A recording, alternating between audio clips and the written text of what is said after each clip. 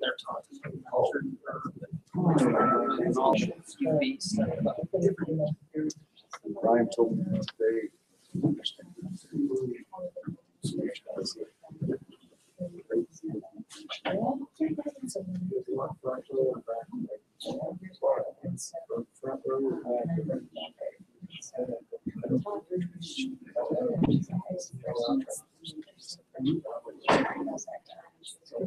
Okay.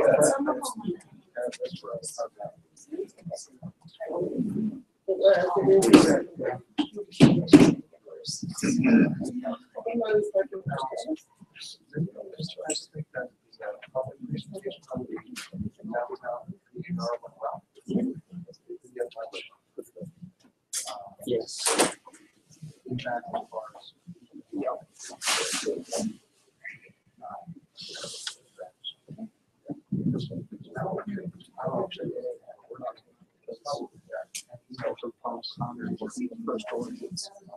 Yes. Get out of jail free card to leave.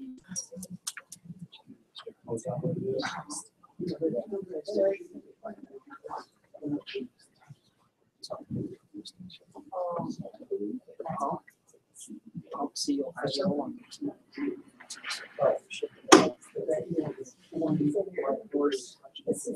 White pump that not even 3 years old. Or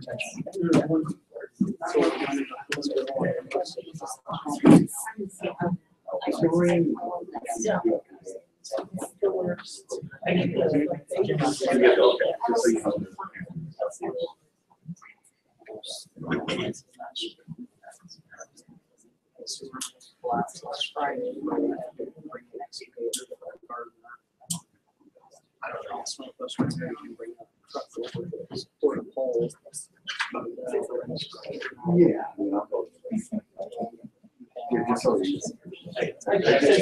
Okay. That are all combined. Funding mechanism. I wasn't aware of that. Yeah. On the other side, double services, and then that's only 4 feet deep, and then they put 2 double 90s. And went down into the manhole trough. We got a 12-inch water main there. There's gas in there. They're all ready. Ready. So All ready. it all, putting into services. This meeting of the Livingston City Commission is called to order. May we have roll call, please? Chairperson Bennett, I'm present. Commissioner Holman here, Commissioner Freeman, Here. Commissioner Schwartz, Present. Commissioner Sandberg, present. All right. You'll now have a moment of silence.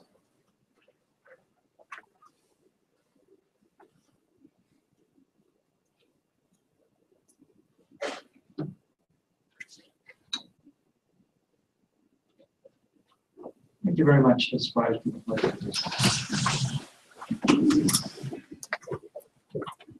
Pledge allegiance to the flag of the United States of America and to the republic for which it stands, one nation, under God, indivisible, with liberty and justice for all.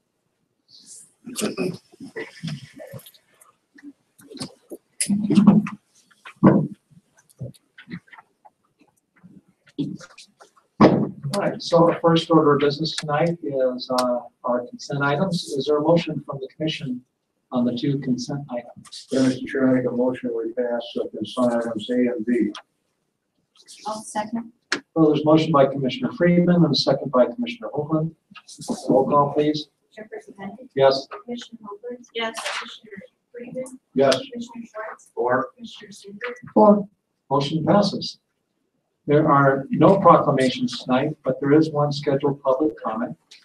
That is Scott Bucher and Brian Dial of AE2S with updates regarding Livingston Water Reclamation Facility.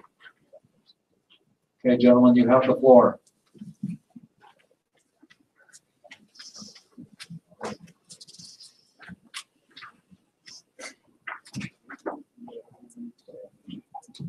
Thank you, commissioners. This is just a informal update on the project and let folks know what's going on over there while they're seeing so many concrete trucks.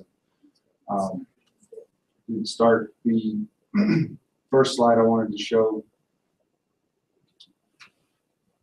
If you remember, is the 3D model of the sequencing batch reactors and control building there.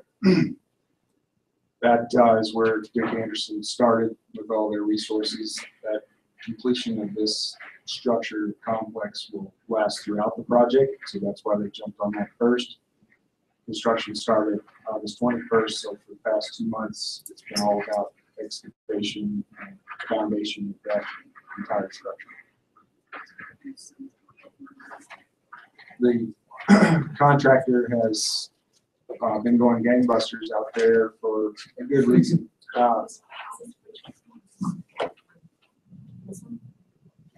It doesn't matter. I just wanted to show photos really to give you all an idea, because you don't see this from the road when you're driving by. It's blocked by the existing control building.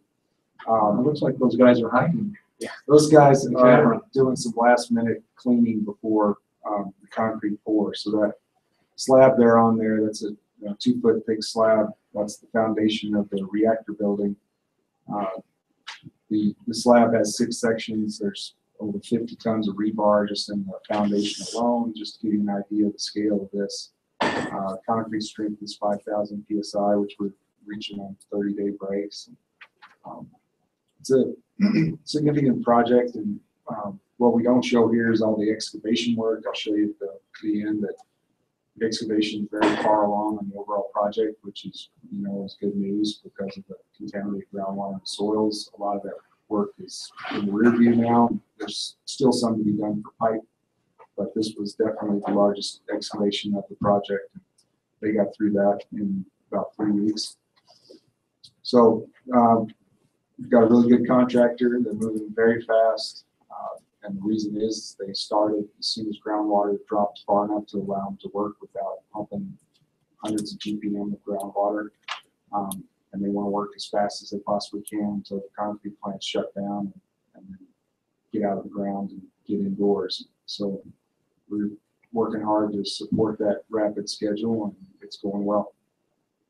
We also want to check in with you and see if it's working well on your end in terms of traffic and noise and bad complaints.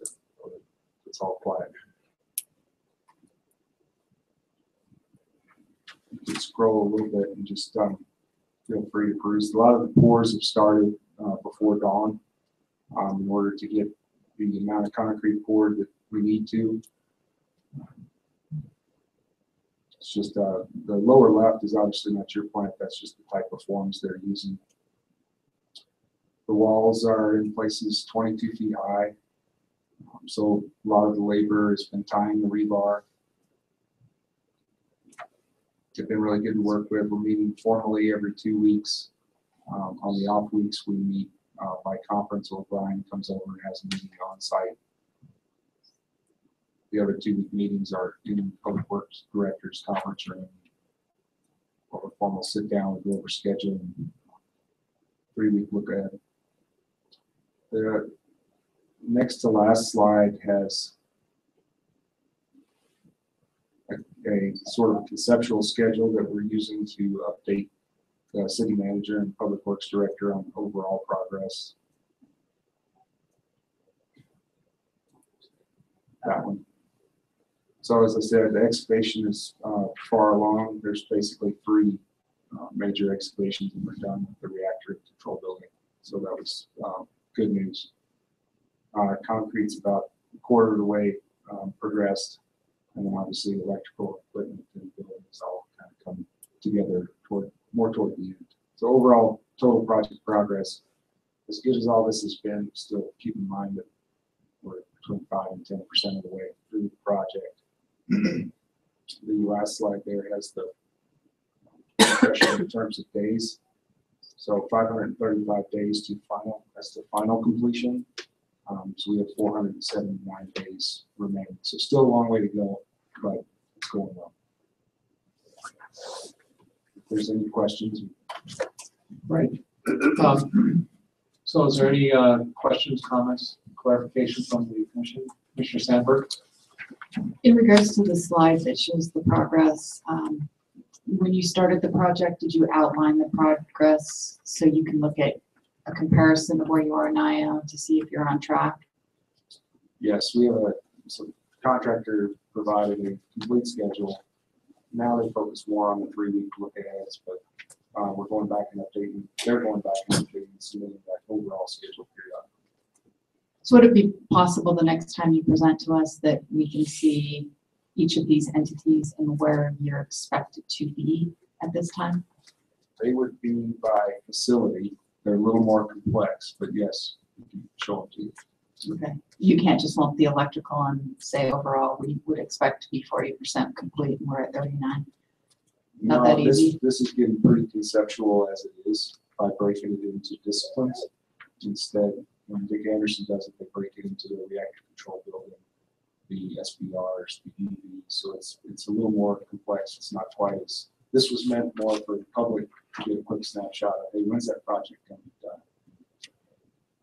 Which this doesn't quite show that because it doesn't actually have the end date on there. So I guess just part of our due diligence is to make sure that if there is a schedule out there, that these green lines are following where we should be in that schedule. Yeah, I see what you're after. I don't know how often you'd like us to do these. We can do that and show the complex and this, which is more of an estimate. But put an end date. Target, it would be a target end date there at the 14.78 million or 100% of February 20. Yeah, if that next slide. That 535 days was their total duration of the contract. So that it's not time to repeat on here on the contract. It is written out as a 1 day a year. I think it's March 20th of 2019 or Right. something around the lines. So that So you'd like us to add to it? I guess just what I'm after is, if you go back to the slide, we're just on schedule. So this is telling me how much you've completed, which is great.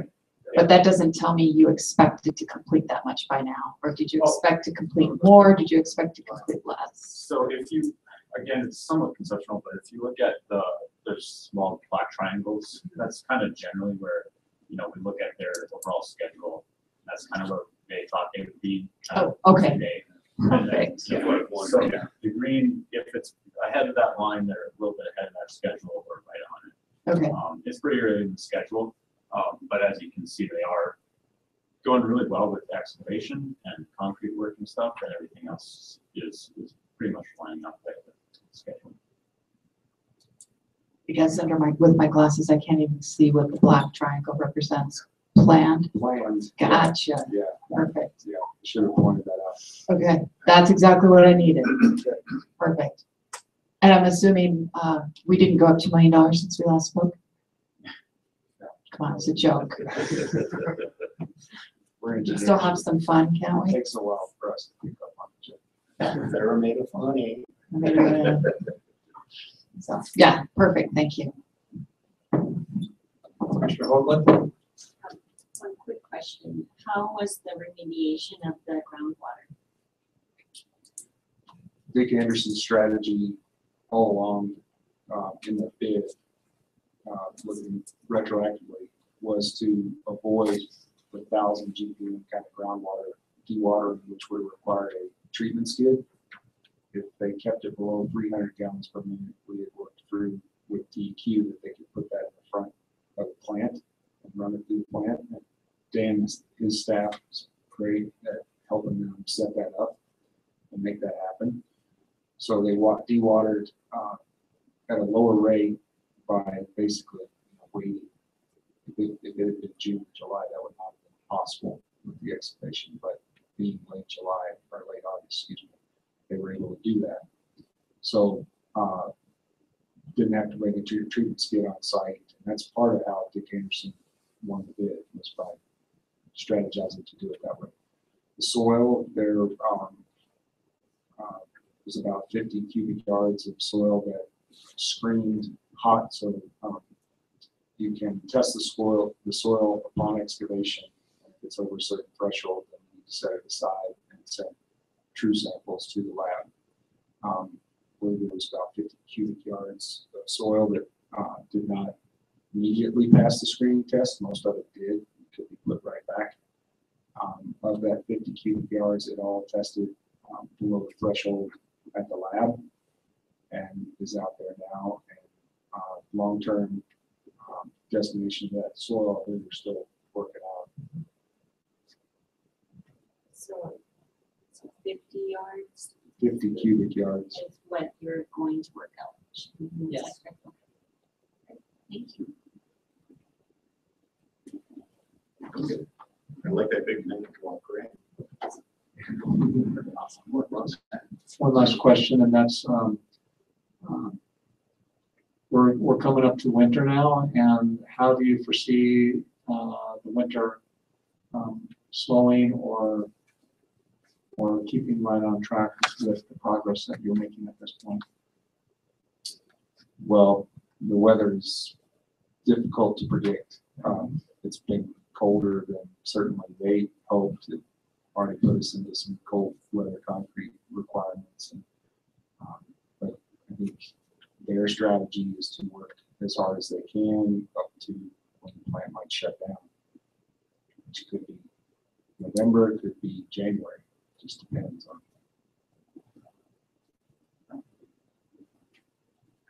Pictures and all. Well, they can keep one. Some concrete plants will shut down for a couple of months in the winter. And part of that is they hope to have control building walls up so they can kind of do some interior work throughout the winter. Obviously, there's a lot of conduit, electrical work, and plumbing and other process piping to be done inside. So that will keep a lot of the crew busy during the winter.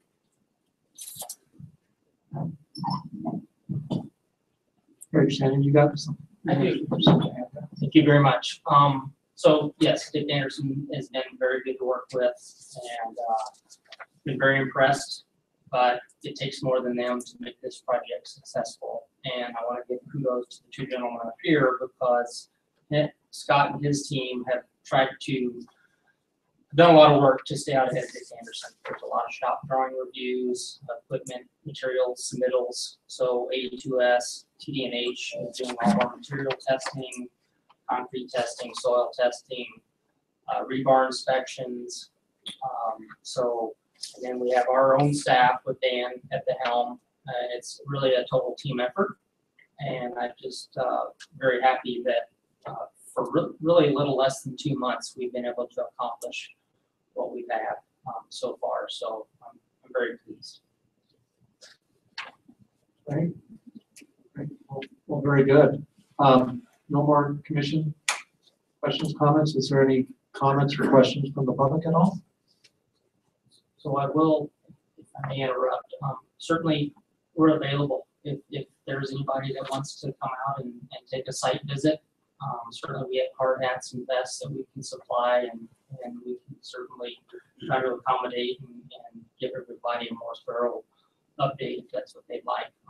We've had a good relationship with the enterprise and I think we're on their schedule to monthly or bi-month or every couple months come down and kind of give a project update and let the general public know through the newspaper about that. So. Great. Thank you very much. Appreciate your diligence and being on top of that. Keep us on schedule. Great. Thank you. There was one question from the public. Yes. Yeah. Come on, just.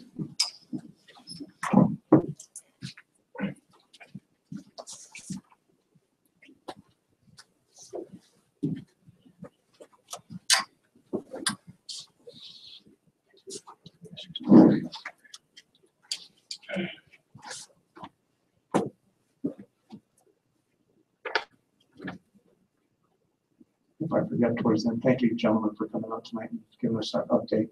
Thank you. I think they're really helpful for the commission and those who come to the meetings to kind of get those rundowns of where we are with the project, keep it fresh in our minds. Thank you very much. Yes, Patricia. This is something I am not really pushing. I have talked with the city manager and I've talked with the commission before. The initial estimate for soil mitigation was around $2 million. And when I talked to the city manager, he said, really, we don't know exactly how much that's going to come to. But I called Amy Reynolds, as I have for almost 10 years, throughout the whole Burlington Northern cleaning up of the plume. And I was on the commission when we actually entered the lawsuit with the Livingston Restoration Group. So I voted to join that lawsuit. And as you know, it was a $36 million lawsuit. 20 million went to money directed back to the people who are the co-litigants in the lawsuit, and 16 million was to specifically only be for restoration. Now, the Livingston Restoration Group has hired WET, and I can't remember what exactly it's water energy technicians, or what the acronym is for their company, but they are the engineering firm that has been hired by the Livingston Restoration Group. And they are a subcontractor under this contract. So I have often talked with Amy Reynolds, who is really the brains behind the entire successful cleanup of the plume. And to me, she's a hero. Very honest woman, very dedicated person, creative thinker. I think if it hadn't been for Amy's capacity to really solve problems, we probably would never have been able to actually mitigate that plume the way we have. However, when I talked to Amy this last time, again, she's the one who informed me that WET is the subcontractor on the soil mitigation. And that normally what happens with WET is, as they've cleaned up around the different places at Burlington Northern, they've gone in, been allocated money by the Livingston Restoration Group, gotten the money, and they've done the different kinds of work. But they aren't doing it here. And that $2 million should come from the Livingston Restoration Group. It should not be borne by the taxpayers. And when I spoke with, this is the terms I used with her. I spoke with her, I said, Amy, if that's a subcontractor, then not paying for this, frankly, to me stinks. And she said, yes, it does. Now, those were her terms. And she said, but DEQ it's outside of their purview to enforce this. So I'm going to continue to bring it up because I don't want the taxpayers to have to pay the $2 million, which is kind of funny in light of that comment, the $2 million that the Livingston Restoration Group should pay to mitigate the soil. It could reduce the cost of this, and we need that money. And it's ours, and it's been defined by law to be ours. And when I talked with the city manager, he said, well, maybe when the project's over, we could really come to figure out exactly how much that is and then collect it from the Livingston Restoration Group. We should do something. It is not to be ignored, I don't believe, because that money was decided in a court of law. It is for nothing but cleanup, and why aren't we the taxpayers benefiting from that on this particular project? So I just want to again say, and I will continue to say, that it is up to the commission and the city to have that money paid for by the Livingston Restoration Group. So that's my Thank you, comment. Patricia. Okay. We'll look into it. Okay, please. Thank you.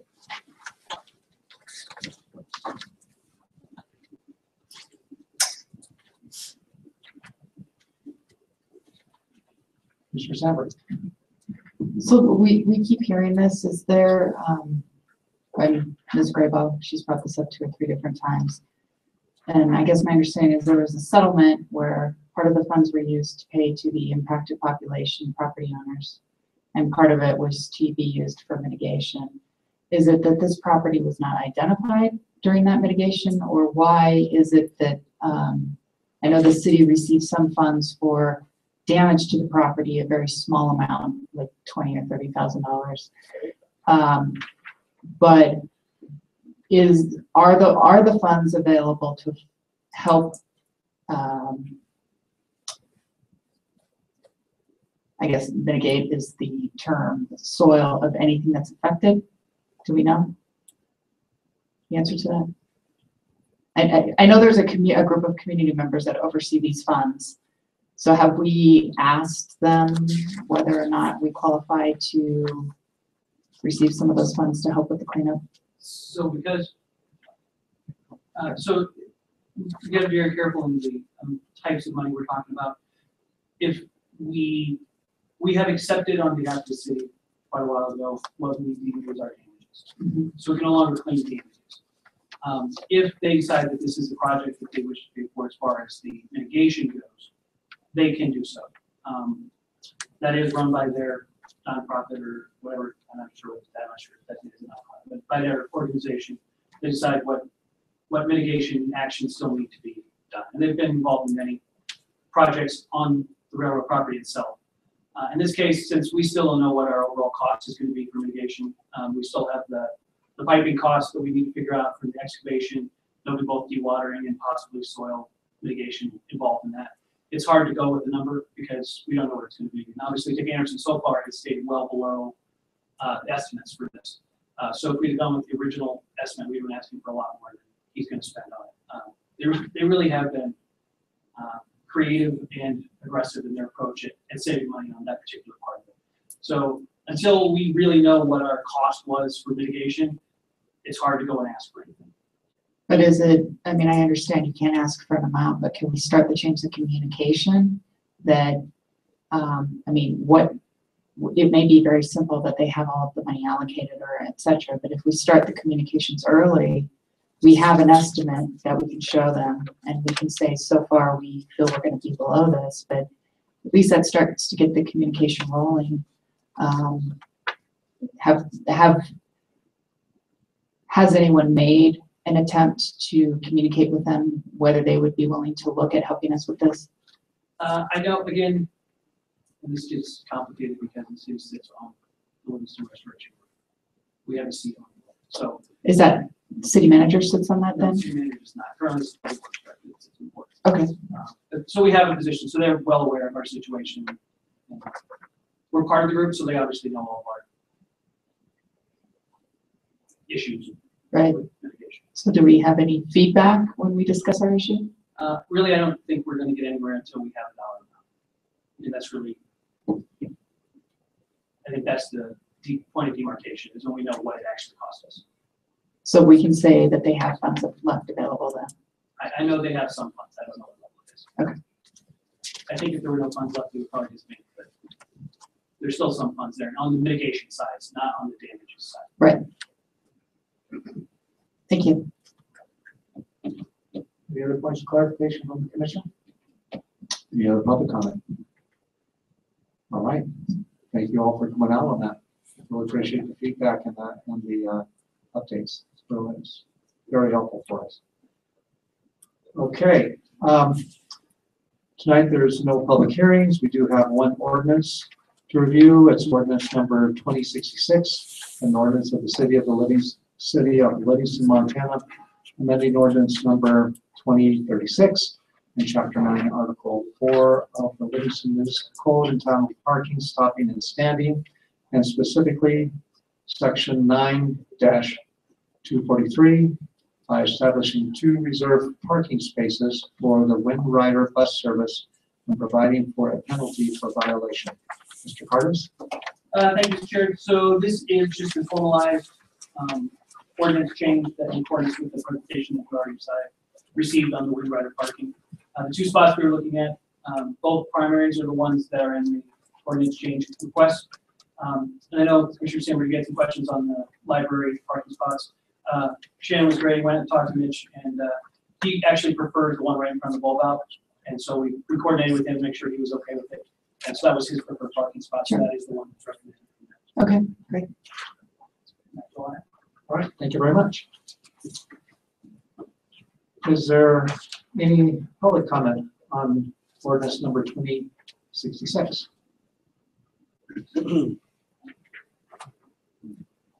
Is there a motion from the commission on ordinance 2066? Make a motion to approve ordinance 2066. I'll second. Well, there's a motion by Commissioner Schwartz, second by Commissioner Hoagland. Commission discussions, clarification, questions. Commissioner Hoagland? Will the parking ticket be the same as other parking tickets? I looked and I don't know if I missed it, but $100 fine? yeah, for I think it's the same as for Eagle Eye.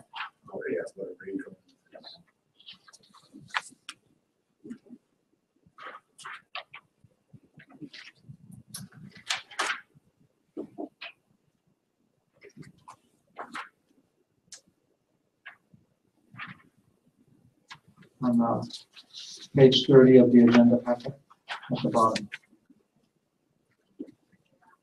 The last word. Yeah, last number.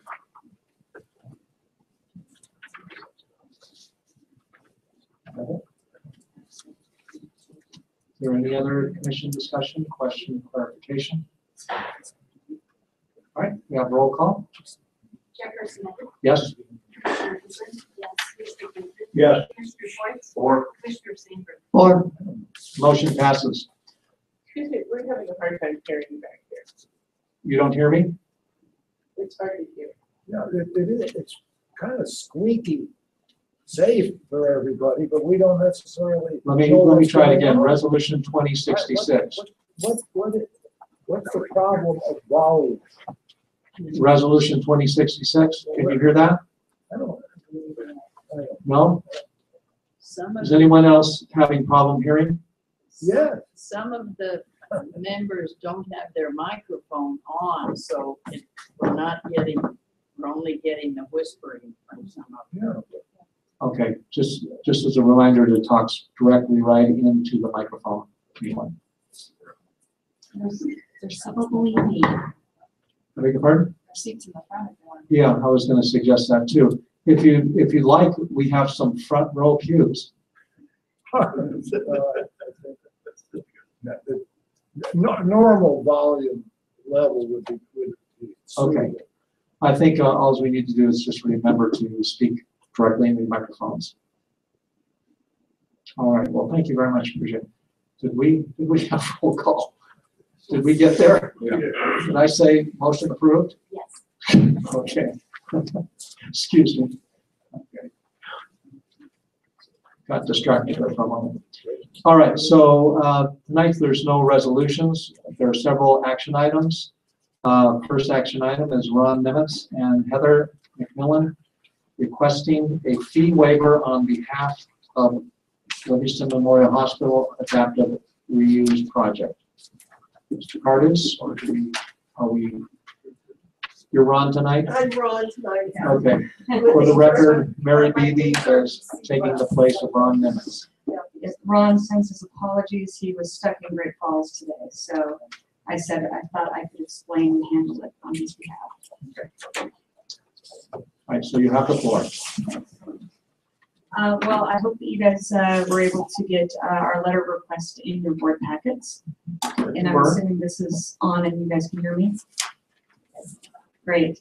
Well, overall, I wanted to give you guys a project update, but the reason we're here tonight is because we are, as we discussed earlier, when we first asked for a letter of support, you all asked us how we thought we would do this year from the allocation round. And so we've been spending the last 2 months trying to, after submitting the application to the Montana Board of Housing, to basically put our best foot forward for the meeting on November 20th. And so one thing that Ron Nimitz and Jim Well were able to talk about were reducing our impact fees as well as the permit fees. With what he could do as staff, that was a great support, and we included that in the application. But what we're here tonight to do is to ask if you all would be willing to consider waiving the permit fees for the project. They are roughly estimated at about $7,500. And the reason we're doing that is, one, it's important from a cost standpoint to save every penny, but we more importantly are asking for the ability to stand in front of the Board of Housing on November 20th and express the community's commitment to this project, and the fact that the city was willing to waive their permit fees for the project would be a very strong argument and a very positive point. We're trying to get the Board of Housing's attention for the project. We say that with great respect because we also know that the impact fees and the permit fees are funds that fuel the inner workings of the department and the city. So we want to be sensitive to that request. So even a reduction versus a complete waiver would be something we'd be pleased to be able to report to them on the 20th. So I'm not sure if between impact fees and permit fees, if I've been clear about our request. Hopefully the letter outlines that. But that's what we'd like to chat with you guys tonight about and answer any questions. Great. Are there any questions from the commission? Clarification. Commissioner Sandberg. So in the letter that was provided to us, it was talking about the city planner having the authority to waive impact fees and to limit permit fees. And then, so I guess I just need clarification of what may have already been approved by the city planner. We have not approved anything, we're just waiting on the commission first. And so do we know what, we have a figure of $7,500. Is that both the permit and the impact fees? I think 7,500 is just the permitting, correct? I think so as well. The way the project has been described at this point, there will be no impact fees due. So that number is just estimated building permit.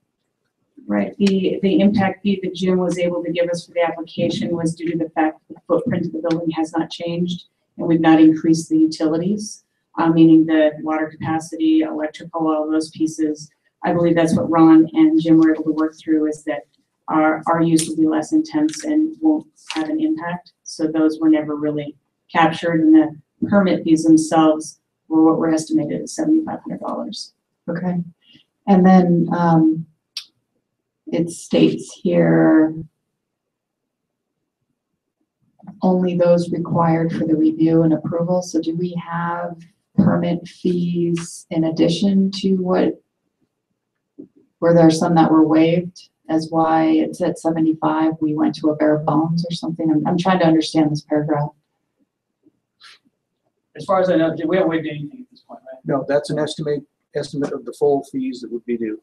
Since the project isn't actually happening yet, there have been no applications, so it's just an estimate based on what we think they will apply for during the remodel. Ron and Jim were able to quantify based on the intended schematic. You really need, those aren't technically quantified in full until there's an actual submitted permit set.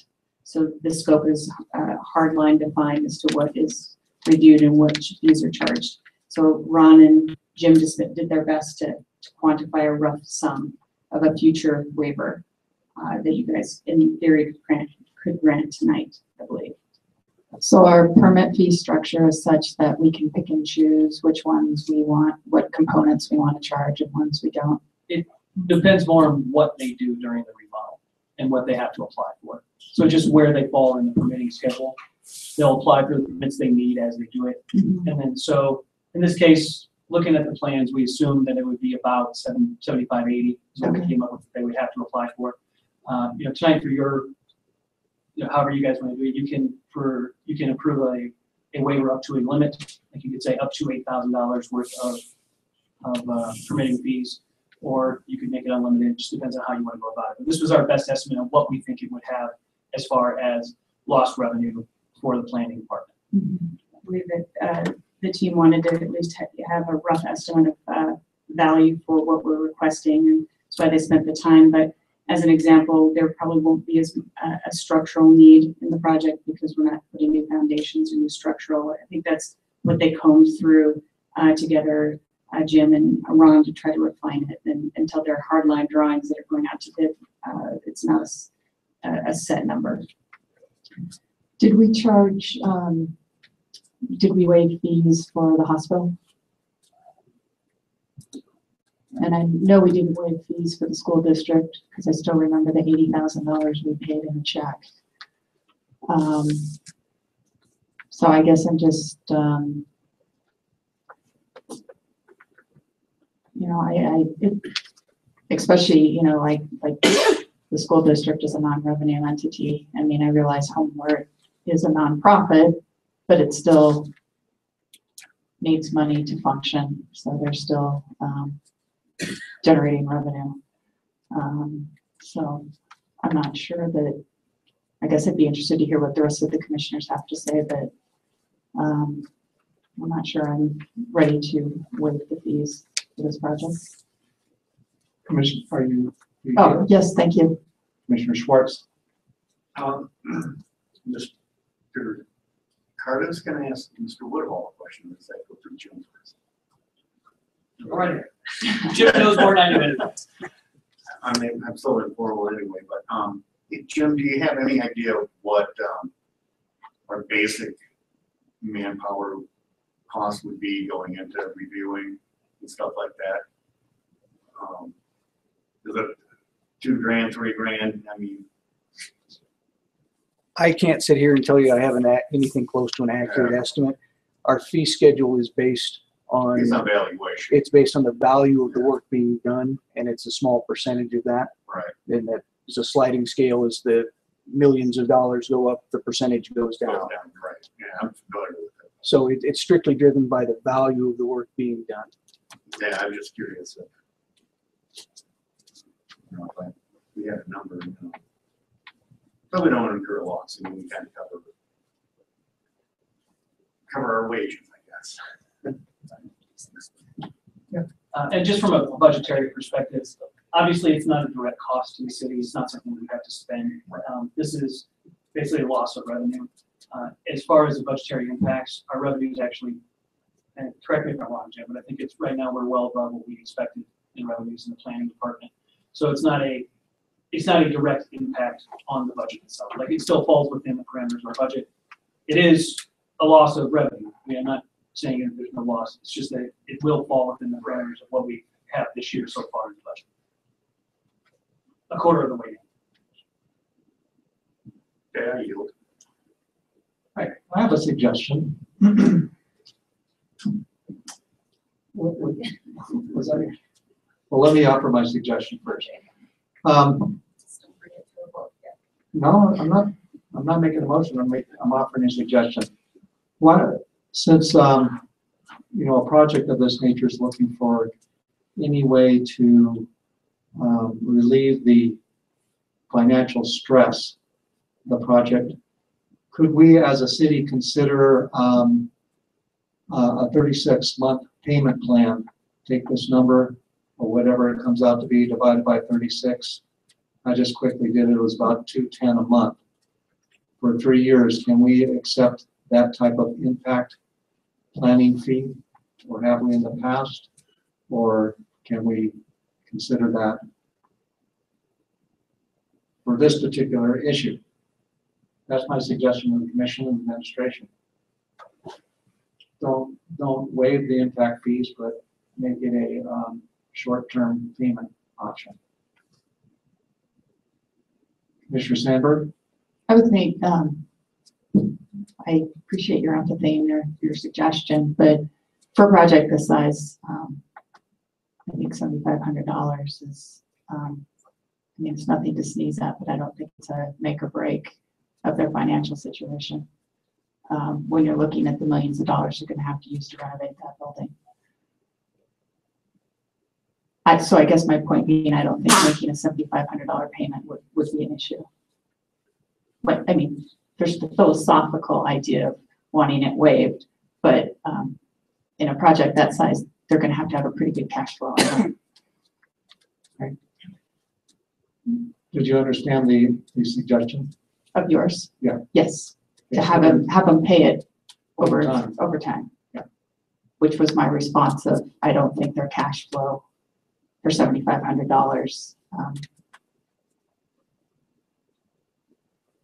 I would think they would have a cash flow problem if they had to make payments on $7,500. Commissioner Holman? So I have a question, Mike, for you, but I think I need to make my statement first. So the biggest question or statement that I'm hearing from our community is we need affordable housing.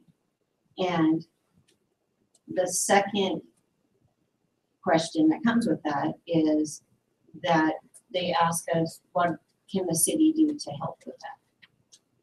And I do believe that we have to work together with entities to figure this out. It's not just a private issue, it's a public and private issue. So to me, looking at this as us committed to finding solutions to our affordable housing issue is the issue. And so a project this big that will offer a lot of apartments of multiple sizes for families to seniors with access, wheelchair access, various things.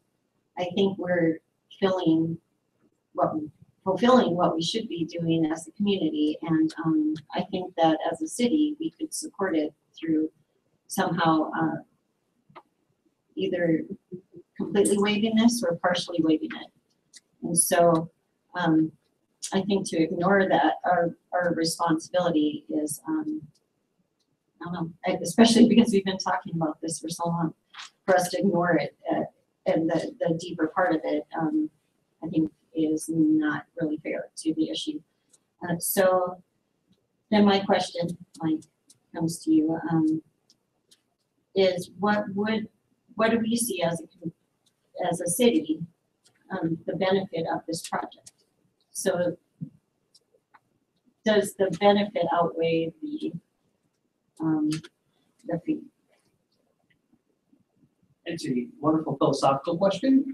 It's tougher to answer from the city management perspective. As far as the straight dollar cost goes, I assume, and we'd have to talk to the county, that we would probably get an increased tax revenue from the property as it is worth more through the remodel. So there will be some financial gain to the city through the tax revenue. Obviously, anytime we can set the conditions for better housing for the community, that's a plus. In this case, it is a judgment call. Is the money or the message worth the cost? Obviously, planning is in the general fund. General fund is the tightest fund we have. So there are drawbacks to giving up any revenue. And that is revenue that can go towards a shortfall that we have in the general fund this year. But it really does come down to, as the commission, as a representative, do you feel it's worth the $7,500 to send a message and to receive those benefits? Or is it more important to have that money available for unknown costs in the future? It's tough to say from a city management perspective. I can't give you that judgment, but I can tell you that it will fit within the current budget and it won't be a hardship for the city.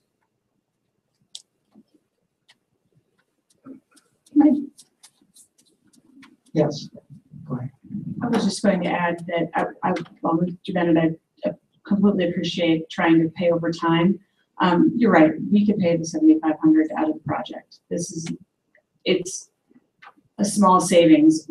The main point of our request, and no matter what size it ends up being, because I do respect the general budget and that the funds go to good use, and we don't normally request this of a jurisdiction. It is one way to support affordable housing and can make a difference, but we've already worked to find a scale that's completely reasonable for the project. What I want to be able to do is be more competitive in Helena at the Board of Housing meeting when there's 8 projects and they're funding 4 to maybe 5 of them. And I want to be able to say that the community has had a commitment to the project. So I understand the gravity of what we're asking, and I don't do it lightly. I hope you can appreciate that. It's more just to have a competitive edge to make sure this project is funded this time around. In the past, have you seen other projects get funded because they had a competitive edge of this nature? Yes, and I've seen other communities waive their fees for that reason. There's other things you can do. You can streamline permitting processes, you can waive fees. Bozeman committed their dollars to reducing the impact fees for the Larkspur Commons project we completed last year, and that was a big financial help for the project because that was a much larger scale. This in the 9% competitive round, I've seen different communities support in different ways. If you don't have money, reducing fees is another way, or streamlining the permit process, or allowing density bonuses, things like that. This project, the one thing we can ask for is this waiver.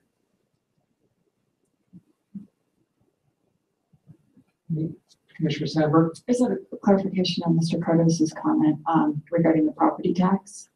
I thought that there was a discussion early on due to the nature of what this project was going to be. There was not going to be a property tax.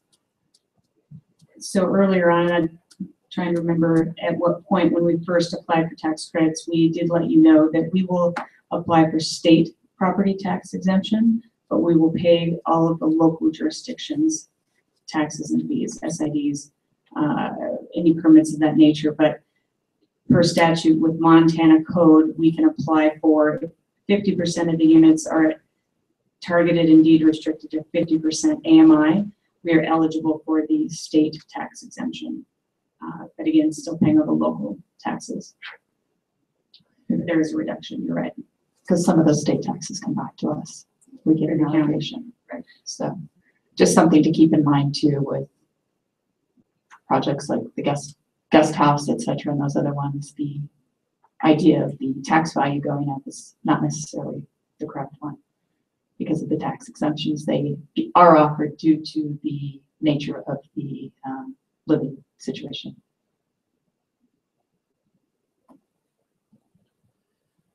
Okay, how does that relate to local taxes? Because if they don't pay the state, we get a portion of those state taxes back. So if they're not contributing to that state allocation, that's allocations we don't receive back.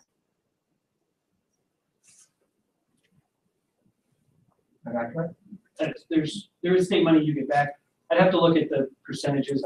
Jim, do you know any percentages off the top of your head? No, I don't know the percentage of the state money we get back, but there is a portion of state money we get back in several funds. Into general fund, several funds? Several different funds. Okay. There's state funds in quite a few of them. Did you? Yeah. Commissioner Sports? Yeah, I've done one preaching for affordable housing for a long time. I've looked at the project, with homework and stuff like that. I really like what they're doing, and I look at it as, we talk about, any business, tax incentives and stuff like that. I'd like to look at some incentives with more nonprofit affordable housing. I would look to waive the fee or at least a minimum charge, perhaps cover some of the costs incurred.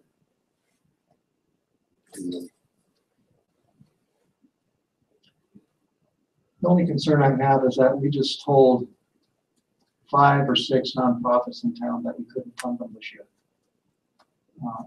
My concern is that we just said that we couldn't fund them on a regular basis, and now we're considering another waiver. Out of the general fund, I don't think it's fair to those that we just told we can't, and they're going to look at that and come back to us and say, hey, you told us you couldn't fund us this year, but now you're going to waive the same amount of money for someone else. That's another concern I have. So I still stand by my original suggestion that we spread it out, or if it's really not that big a burden. I understand the idea about it, the competitive edge, but I also think that we've already told our constituents and those who have funded for the last several years that we're not going to fund them because there's, our budget has been too tight. So I just can't support it at this time.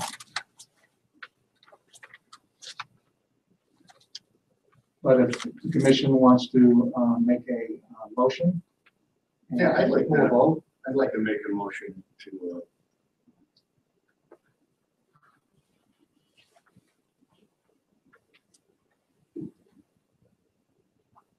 Make a motion to, waive permit fees. Okay. Go along with the contract. So there's a motion to waive permit fees by Commissioner Schwartz. Is there a second? I'll second. Second by Commissioner Hoagland. Any last minute discussion? Any public comment? Mary? I'm with HRDC tonight, and I'm here as partner in this project. And I think that the most important piece of competitive edge, and this is increasingly competitive, is some sign. And it's not the money part, but it's a sign that there is a local commitment and local investment in this housing project, which is as much workforce support as it is housing support. And this is an opportunity that I don't believe this community can wait for. It isn't the amount of dollars or how it's spent as much as the symbolic gesture from the city and the city commission. So I told everybody I'd be here tonight because they couldn't be here. And I'm representing HRTC, who is a partner in this project. Is there any other public comment? Okay. Roll call. Chairperson Bennett? No. Commissioner Holden? Yes. Commissioner Friedman? Yes. Commissioner Schwartz? Or. Commissioner Sandberg? Against. Motion passes. Thank you very much. And thank you, and with great respect, thank you. I appreciate the complicated nature of the request. So we'll do our best. Okay. Thank you. All right. Coming to action item B, funding for Missouri River Task Force officer. That was an issue that Commissioner Friedman and myself requested that we put on the agenda for at least some discussion. And the only thing I'd like to request is that if it's approved by the administration, and not the administration, the commission, that we direct the administration to bring back a proposal of how this could possibly be funded. So that's basically the first step here, to see if there's any possibility. So, Commissioner Hoagland. I would love to have that brought back to us with some ideas on who and what entities, I should say, that we can share possibly with. If this is a county, city, teaming of this person, anything of some options. I think it's something I've actually had quite a few people talking to me about this issue recently too, and I think it's on the lips of the community and their concerns with our drug problems and especially certain drugs, which I heard this week for the first time that heroin is now in our community on a bigger level than I would have thought. It's cheap. Commissioner Sandberg? So I know we discussed this at length during our budget process, and I too see the value of the position, and had mentioned it myself a few times of what we can do. But back to the issue of, we had accepted a budget knowing that if we wanted, I think at the time, that would have put us in a deficit. Would have caused us to go into reserves to fund that position. And so we deliberated about it and other components considerably, and made the choices that we did. And the fact that it's already a quarter into the current budget year, I would love to start the discussions now, but have it more of a proposal for the next budget cycle perhaps, as opposed to I think implementing. that's the idea. Oh, I'm sorry, I just misunderstood. No, Okay. not an immediate. Because we have to, I want to just start the process going.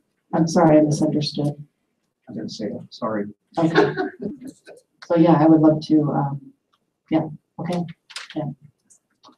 Mr. Chair.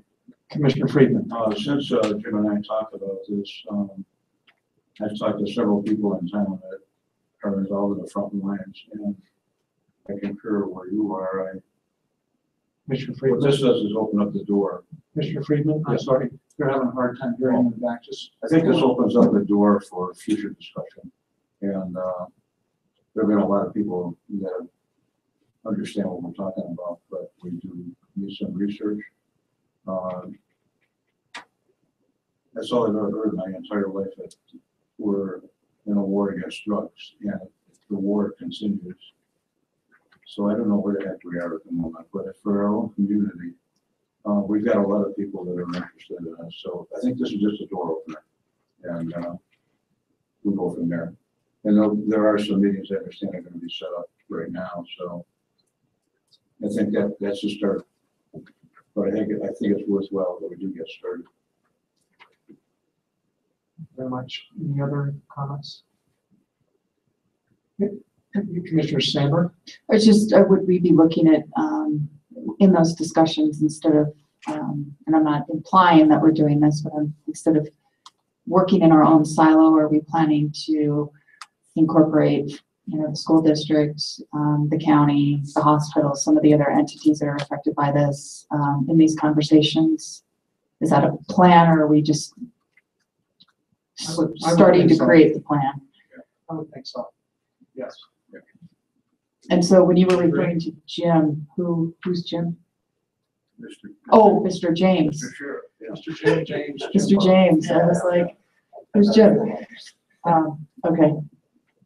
And Mr. Curtis, do you have a idea in mind, or? Oh, I have many, many ideas.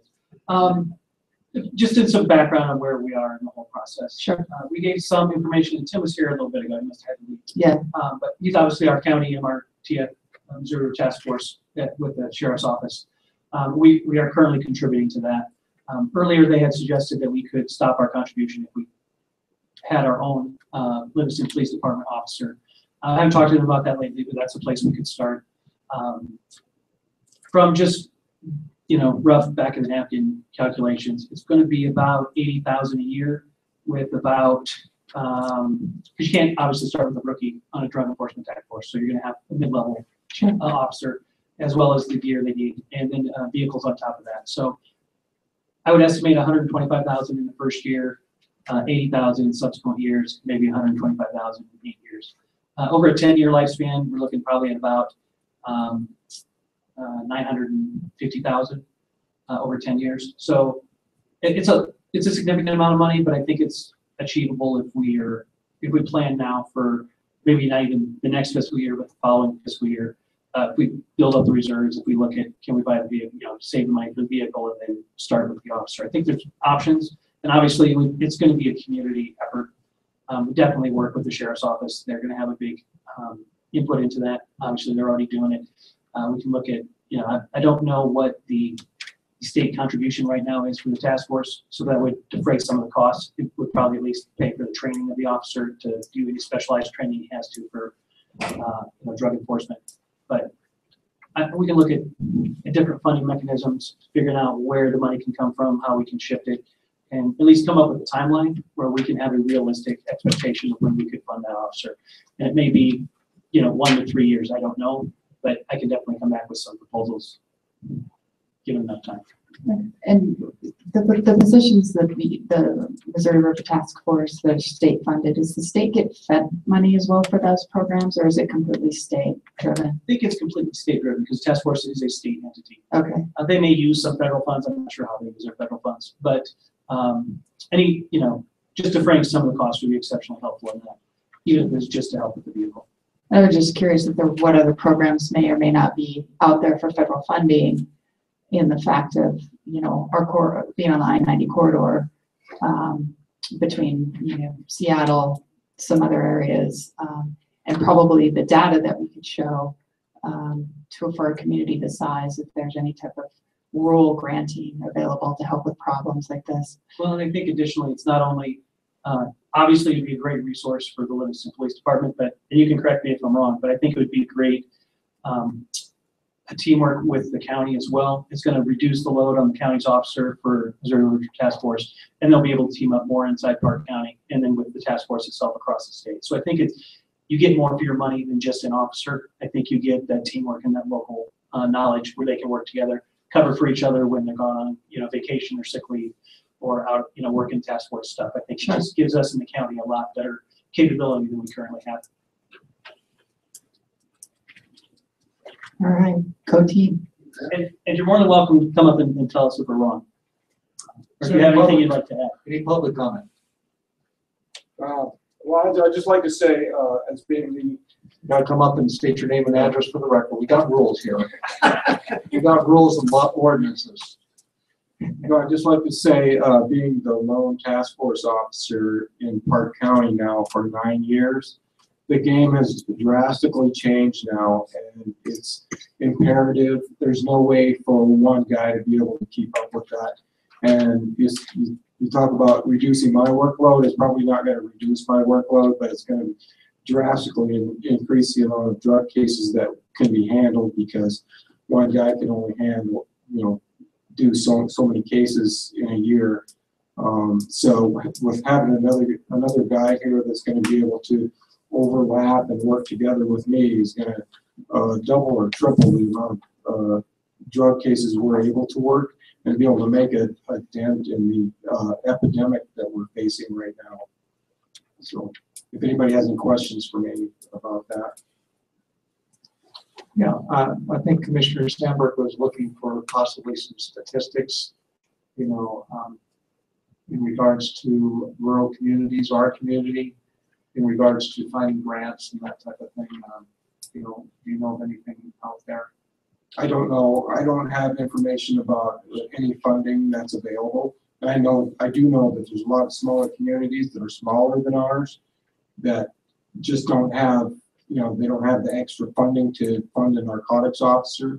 But it's imperative that, Livingston is a big enough community and it has a big enough problem that we can definitely make it worthwhile and reduce the workload on the Livingston Police Department by working these drug cases, because it's going to make an impact on the other crimes that are being committed, which is it's hard to measure. Mr. Hoagland? You said that it's changed drastically in the last 9 years. Do you want to tell us what are you seeing the biggest changes in? Well, our big problem right now is methamphetamine. We're seeing more and more drug overdose type situations with pills, and now we've got fentanyl and carfentanil that is coming in, heroin starting to come in. But our big workload is the methamphetamine, just because the amount of the drugs that are coming up across the border and being flooded into the communities.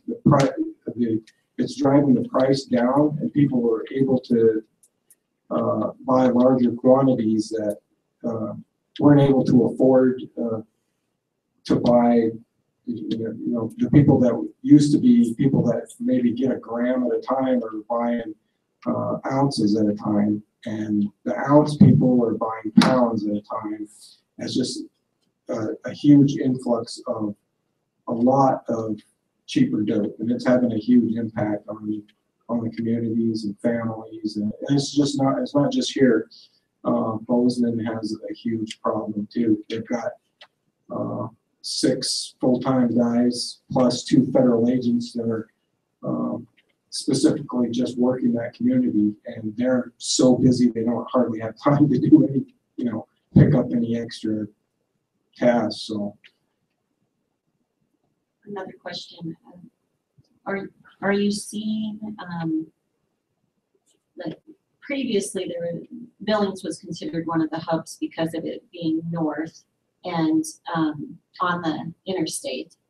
Are you seeing the hubs just extend more and more hubs of drug distribution and selling? yeah, we have all the big cities are sources for us. I mean, as far as Livingston goes, a source. Bozeman is a source. Butte is a source. And from there, Denver, we have people bringing stuff, they'll just take a day trip down to Denver and drive back the same day and bring up several ounces at a time. So, and we have, Washington is a huge source state, Seattle for meth and heroin. And so my job, as I see fit, is to try and identify the people that are bringing stuff into the community and stop what's coming into the town, into our community. But yeah, any bigger cities is a source city for us. Mr. Sandberg? Looking at the problem a little bit more globally, so with increase in arrests comes increased court time, more jail space, which I know is a premium right now. So looking, are those discussions that are happening now as far as will we ever need some expansion in that area? And I guess also my question would be, from the limited experience I have with some of my nonprofit work, that a lot of these folks, if they are working for bigger distributors, they're making bail anyway, and getting out and still getting on the streets until their court date, and not sure what we can do about that, but is there something we can do about that? And then also, what's your perspective of our current county judicial system on how it handles these cases once they do get in front of the courts? Well, it's pretty similar because we work with, we have 7 counties in our task force area, well now 8, because Sweetgrass County decided they needed help because they have a huge problem over there too. But it's similar, the problem is similar in all these communities. And a lot of the cases that I work, my goal is to be able to get them up to where they're, the suspects get charged federally, which means they have mandatory minimums and they'll actually do some prison time, where in the state system they don't really, usually, unless it's a real serious case, they're not going to see any time away. So they'll get sentenced to be on probation and be doing the same thing that they do now, dealing while they're on probation, so they're just more careful. So if we can get these cases, which is time consuming, but and it takes a while, if we can get them sentenced so that they're gone for 5, 10 years out of the community, that's great, but it does take it is time consuming and requires a lot of effort. And so on those federal cases, are they tried in Billings then? Ours are, yes, we're in the Billings district for federal court. So about the cases though that are tried here locally, how are you feeling the outcomes are with our local cases in our local judicial system? I think they're in line with other areas. I mean, I personally have my frustration with it, but that's statewide. It's statewide, so. And what's the frustration? The frustration is people being released. And if you have an addict and they get arrested for, say, possession with intent to distribute, which means they most likely have a sizable amount of drugs, and they get arrested and the next day they get released on their own recognizance, it doesn't even give them a time to separate from their addiction. As soon as they get released, they're going to go right back to their addiction because it has a powerful enough hold. Whereas if we would be able to hold them for a while, at least to be able to have a chance to interview them, let them get off the drugs for a few days, maybe get their head clear, and have a chance for them to get away from it. But then you have the problem out there, innocent until proven guilty. So why is it that you think they're finding to release these individuals and not continue with charges? That would be the perspective of the judges, I guess. Okay, I'm just curious if it has to do with lack of space to place them, or I was trying to get a pulse of with your experience, some of these cases may be getting dismissed. The jail overcrowding could be part of it. Could be part of it. That's everywhere. It costs money to house them. So I just think it's, having the task force is one component, but making sure that we have some sort of conviction, and that something happens to these people is another part of the pie. So how do we kind of make sure, I realize we only have control over a certain part of our jurisdiction, but somehow it would be nice to somehow see how we could support the whole system working. Yeah. So to speak towards the first part of your question, which is the systematic part, that is absolutely something we're looking at. Okay. I mean, obviously the judicial system is an entirely different nut to crack, and maybe an attempt on that. But as far as when we're looking at this Missouri River Task Force officer, we need to look at the entire picture. We need to look at the sheriff's office. We need to look at the detention center. We need to look at the LPD. We need to look at that entire dispatch, that entire system, and how changing part of it will affect all of it. And I think we've started some of those conversations, and we're really starting to try and look at it systematically, so we understand, hey, if we're going to increase officers in either the LPD or the sheriff's office, that's going to put an increased burden on the dispatchers. If we're going to have more arrests, if we're going to have more, that's going to put an increased burden on the detention center and the detention officers. So I think we are trying to look at it holistically with the county, with the sheriff's office, with everyone, and really try to understand what can we do to the entire system to make sure that it's supporting each other and that we're not just out there independently, pushing levers and pushing buttons until things don't work together. Sure. Thank you. Great. Thanks, Tim. Yeah, thank you very much. Appreciate it. Is there any other public comment? Okay. So you have the direction? Got it? Take it. Okay. We're good? All right.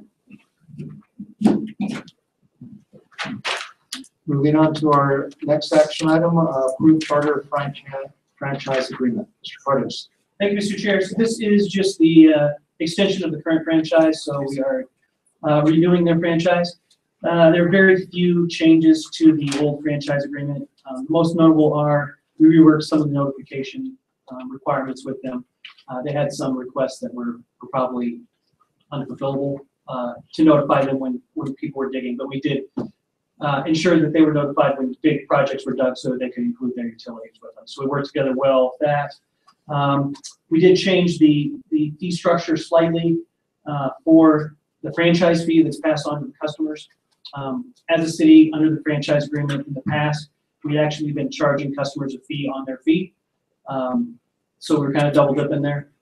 And we have removed that, so they are just paying the straight fee. We aren't charging charter on their franchise fee, so they don't pass that fee on to the customers.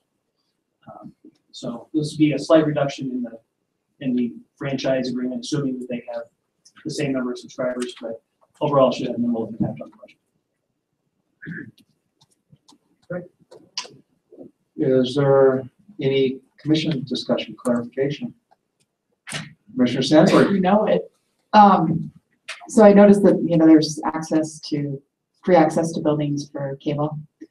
Any chance of swapping that out for internet? No, because this is not an internet franchise. This is a cable TV franchise. So it's just strictly So it's cable. strictly cable TV. Darn it. Oh, were you looking for something on Fifth Street? No, just, I don't know if you look at our internet bill every month, but, we've got the fiber running down, Calendar Street. Would be great to be able to work with them to get free access for the government entities in the community. I guess that's something to work on. That's a different franchise agreement altogether. Do we have one for that? There isn't currently a franchise on that because no one has the rights to it. Because we don't really have a fiber backbone infrastructure. We have some runs, but we don't have a complete infrastructure where someone has a no-kidding franchise agreement on it. There's still multiple internet service providers, so there's not a single franchise that owns that. Gotcha. Don't get anywhere without asking. Thank you. Any other commission comments, discussion? No? This is the only question I have is that on our appendix A on page 51, I was noticing that all the free services are to governmental agencies except for one. Landman's Lookout. So I would have a what's that? Question, how did that get in? I don't know how they got in there. Oh, okay. I can answer how it got into this one. I just cut the page from the last one. I think that one should be removed at this point. Can you give me a history? Well, no, I don't have any history on it, but I'm pretty sure by looking at the organization. Oh, yeah. I'll put that in there. A little slow on the uptake, so. Yeah, it's okay. So I would suggest if we make a motion that we remove that one organization. Okay, any other commission questions? Public comment? Just You can, curious, you'll have to which come one up to you're the not microphone. stating Which one? What's Which that? one are you removing? I mentioned it, Landon's Lookout.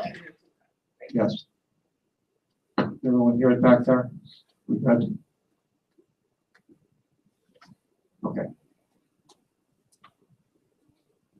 All right, so is there a motion to approve the charter franchise agreement? I make a motion we approve the charter franchise agreement. Sans, Quick point of order. If you want to change that, you're going to have to make a motion to amend. okay. At this point, after? You have to amend first. If you make a motion and pass it, then it's done. So, Okay. you have to amend it first if you want that amended. All right, is there a motion from the commission to amend the charter franchise agreement and removing Landon's Lookout from the list of Exhibit A? Yeah, I'll make a motion to do that. I've got to repeat it all. And honestly, you can let the first motion stand, and then we'll make a second motion inside of it to amend it. And then if that passes, then you can go back and vote on the first motion. So the first motion can stand. And you can, We never got a second on the first motion. That's right. Is there a second on the amendment? I'll second it. Okay. Any other discussion? Was that? now so we can move to amend. I move to amend. Sorry. And I'll second the amendment. Okay. I know we're lost in parliamentary of it, but it's, There you go. we're accurate. So we had the original motion, and then in the further discussion, we had a motion to amend and second it, so we can vote on the amendment. And if that passes, you can vote on it as. Okay. Sounds good. Roll call? Chairperson Bennett, Yes. Commissioner Holden, yes, Commissioner Freeman. Yes. Commissioner Schwartz, Or Commissioner Sanders. Or amendment passes. Now, we had a motion, but we never got a second on the. Yeah, we got a second. We did? Second. Okay. I wasn't quick enough on that draw. Okay. Is there any other discussion on the motion to Commissioner Sandberg? I'd just like to thank Mr. Cardus for the out-of-the-box thinking on the franchise fees to the customers, and I appreciate that, just providing a different perspective and might be a small consolation back to the consumer, but I like the idea, so thank you.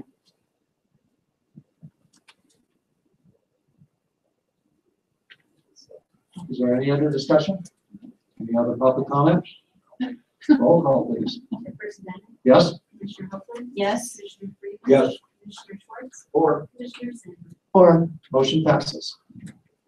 All right, city manager comments. Thank you, Mr. Chair. We are under 2 hours, so I can make comments tonight. Actually, I only have one request, and that is we did a meeting last Thursday with Public Works Department. But they did a great job presenting some of the traffic study proposals for the downtown streets to really make sure that we get those proposals out, that everyone has a chance to give their input, and that we really get a sense of what the community is looking for before we move forward with going out to bid in that project. I would request we do a working session, just a commission working session with the public, just on that specific issue on what, if any, aspects of the traffic study we'd like to incorporate into the downtown street projects for bid this spring. Suggested dates would be probably any time of the week of Halloween.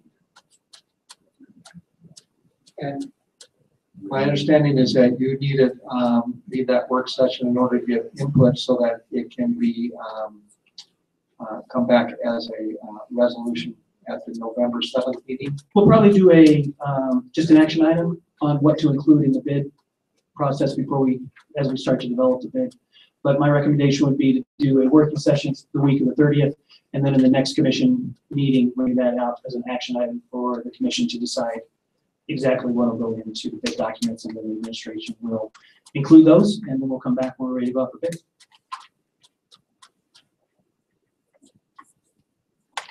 We have a meeting on Monday with URA, right?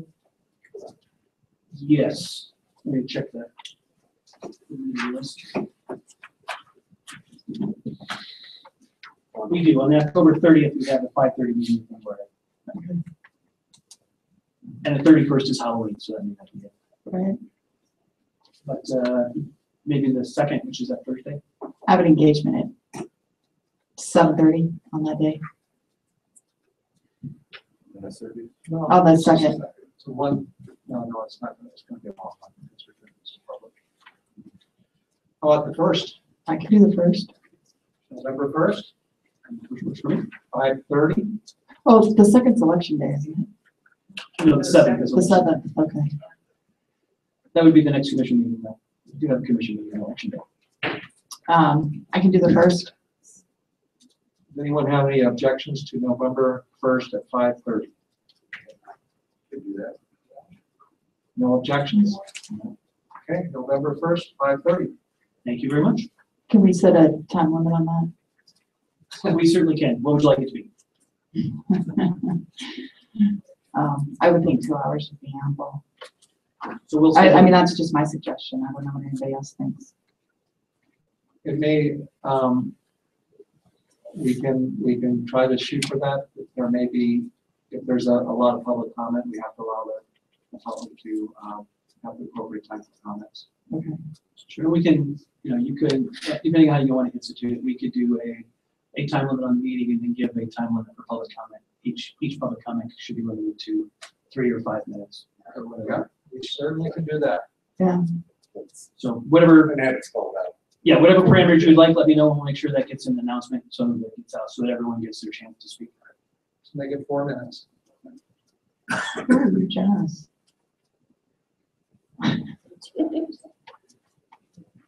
2 hours. 4 minutes and 2 hours.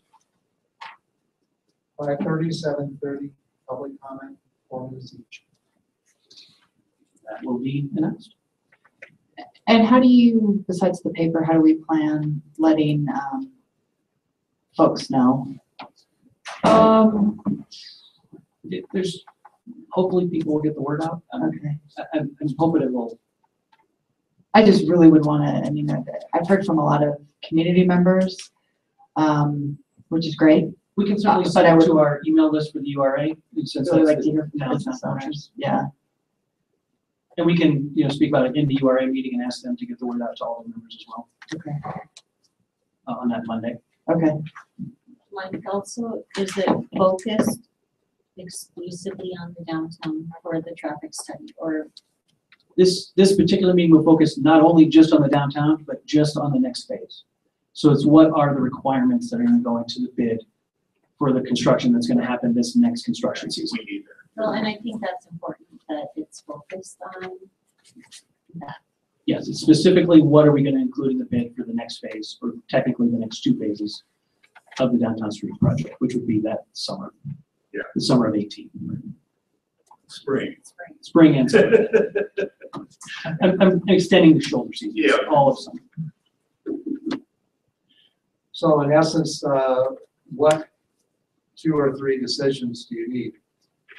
You can go through the traffic study to get the specifics, but in this case, I wouldn't bother with the things that are on park. That's going to be state.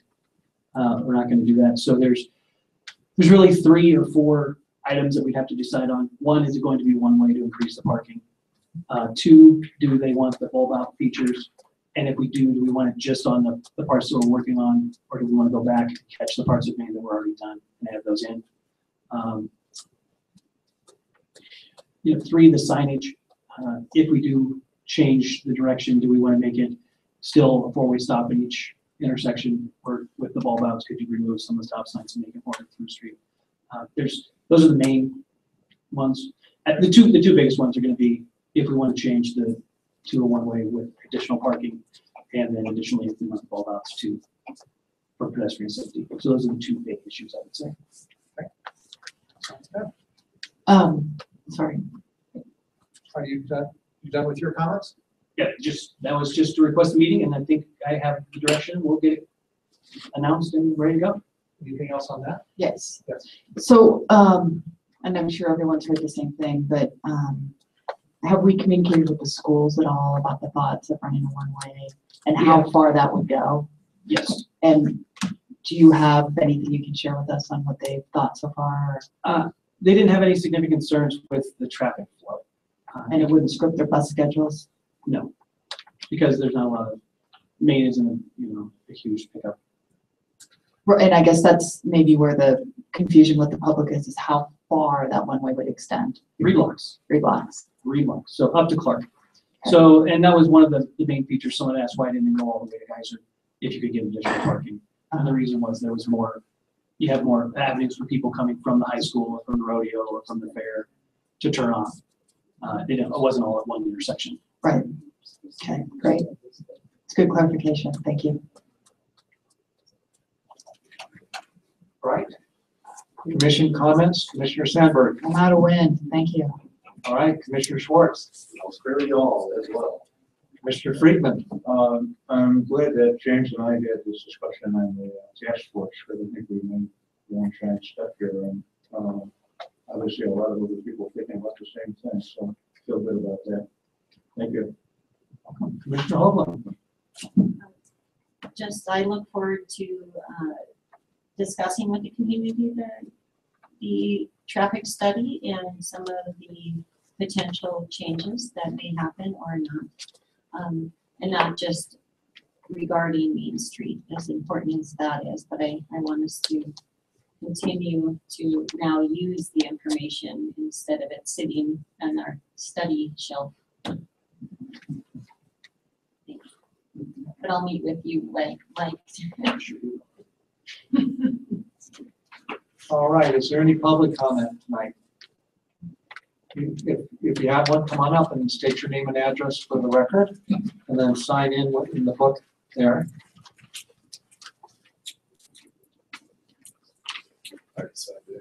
Oh, you already signed in? Okay, go ahead and state your name and address for the record. My name is Peter Connolly. I'm 116 Lewis Street, Livingston. Sorry. So can I pass you guys? Sure. Papers? Yeah.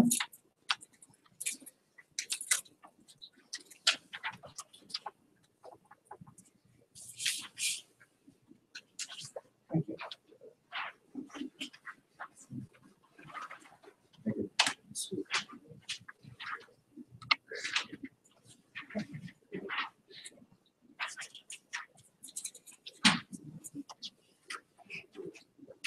So this piece of paper, this handout I gave you guys is just something I drew up 2 years ago. Commissioner Bennett has seen it at a skate park in the McNair Skate Park meeting.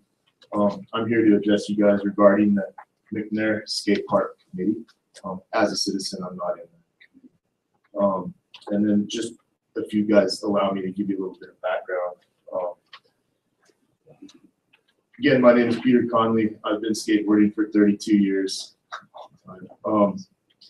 Writing about skateboard parks for 21 years. I wrote a book called Skate Europe, which I went to 40 cities in 9 different countries, and we reviewed over 100 and some skateboard parks. I self-published it. I also wrote a skateboarding book in 4 parts for kids, which is actually, my daughter brought it home last year. It's at Winans, which is kind of funny. I was a staff writer for Skate Park Magazine and Heckler Heckler Skateboard Magazine. I did National Geographic Today, a video for National Geographic Today about skateboarding in empty swimming pools in Fresno and in Linz, Los Angeles, like Bakersfield area, Riverside. I volunteered with Dreamland Skate Parks, Grindline Skate Parks, Airspeed.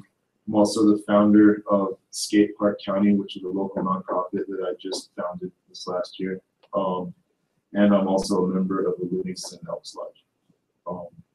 I also own Shorn here in town and run Shorn Shearing Services, which is an international alpaca shearing outfit.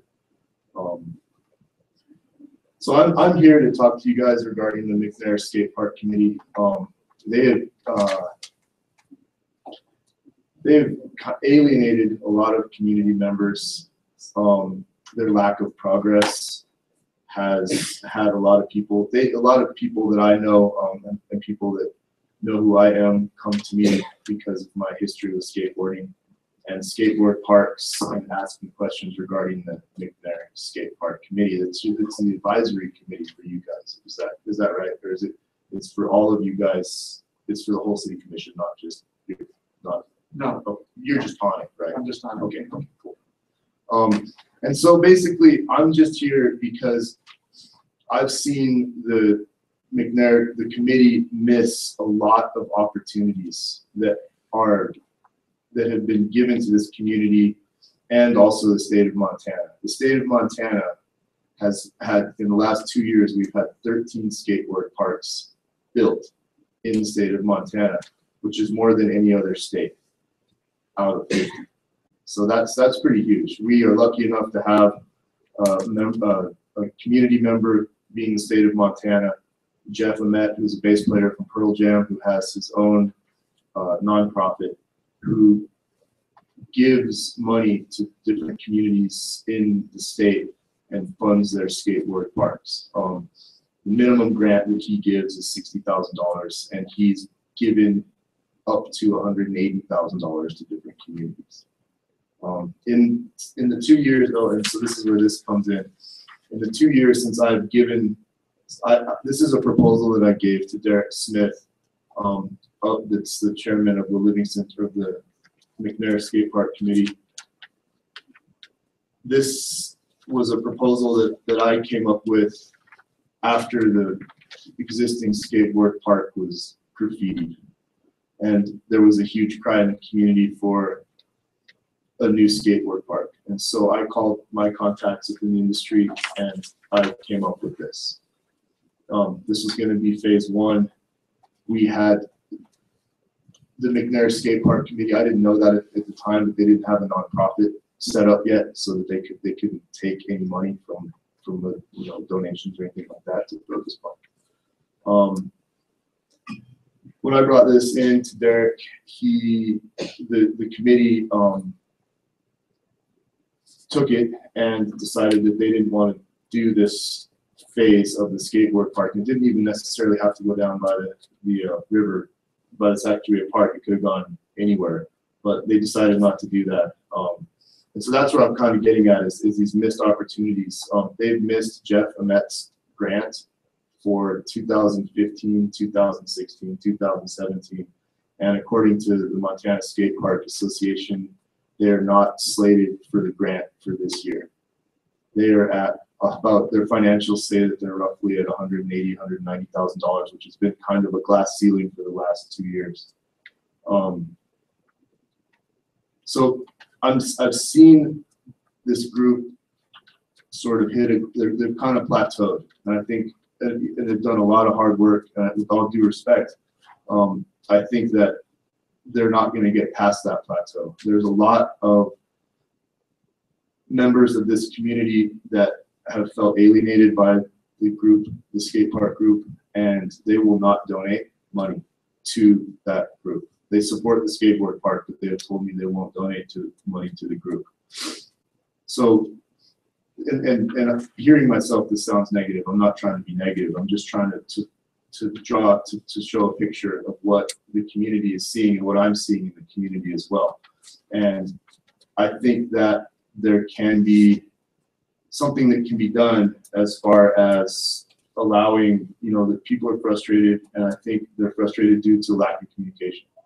And I think that possibly, maybe it's time to reconsider the existing skate park committee and dissolve it and pick a new skate park committee that's not missing these opportunities.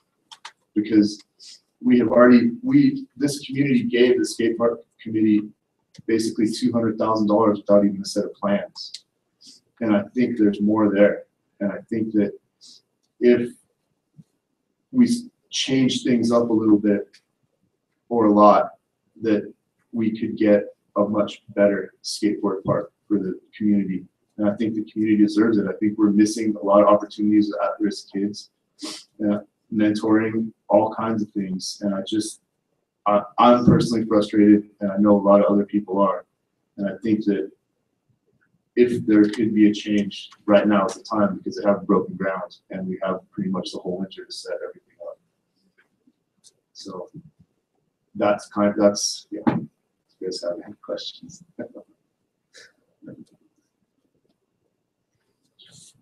Question for you, James, so with the committee itself, it is listed on our website as one where the commission appoints the members, like we do. I mean, that's what it says on our website, like we do for the planning board, etc. But that's not really, have we appointed the members, or have they kind of created their own membership?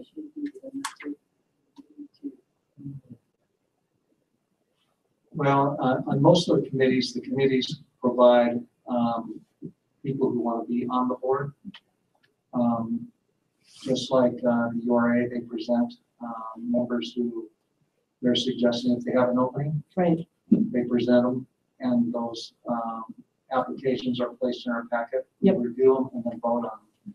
And we did that for the skate park. Okay, so it's the same process. Yeah. Okay. I just wasn't sure of the. And how many members serve on that? Presently, I think we have about 9, and we went for that large amount because we needed people to do different tasks because there's so much going on at that time. So trying to spread out some of the workload rather than having a small 5-member committee. Right. And then we, I think it was in the summer that we were provided the current plans for the park. And so where is I know that you give us reports, and I fail to remember the figures, but where are they in the funding for that current design plan? So I think they were here, they gave a report, I think, 2 to 3 meetings ago. Yeah. Yeah. And I think that the financial report was, okay, so I don't have the stuff in front of me, so I'm going to be shooting from the website. Yeah. Okay, yes, the amount of money in the bank is about $185,000. Mm-hmm. Once the funding gets to 200,000, then there's another 45,000 that are committed once the funding gets to 200,000. Now, what we did ask was, we worked with the administration they worked with the administration of public works to get a dollar value on in-kind services the city was going to provide. And I believe that was around $20,000. So with that put them over the $200,000 commitment mark. Okay. So the letters of request to the 2 nonprofits who were providing a half and another half once we reached 200,000, they have been sent a request showing that the monies are committed for that 200,000. So at that point, probably looking at about another 55, 65,000 to fundraise for in order for the city to send out for bid. Is there a plan then to get, what is the current plan to get that additional 50 or 60,000? Different fundraising possibilities, reaching out to different funders. And I think that, and I'll have to double check this as I'm not familiar with all the skateboard hierarchy there, but I think we got money from Tony Hawk. And you mentioned Jeff Ament. I thought there was a special, he's going to actually fund a whole section of the skate park. It's not in the plans though. They said that what I heard was that was going to be in phase 2, and that they weren't. No, it's going to be in the first go round. Okay, well, it's not on their website, so. You know, because I'm just a member of the public, and I have to call the Montana Skate Park Association to find out what's going on with my local park here. So, I mean, they are leaving money on the table. They are, absolutely, because there are members of this community that will not donate money to that group of people. And I'm just putting that out there, because that's actually real. And so Livingston could have $400,000 for a skateboard park. But there's certain people that won't do it. You know, I mean, because these guys have been, the McNair Skate Park Committee has been unaffected as far as they still have not sent a receipt or a thank you note to the Elks Club for a $600+ donation. It was 2 years ago. We can get it. I've heard everything. Right. I've heard everything about everything. But the city commission hasn't heard, nor has the city planner or the city manager. So and that's fine, but if you're making a presentation, so if you're making a presentation, we're having a discussion about it, trying to get some information. The problem I have is that when you create the division regarding an activity, which you're suggesting that we completely dissolve the skate park committee and start something new in the middle of it. No, I'm just suggesting, well, yes, but not start something new. Just pick up where they left off. I mean, it's just a choice.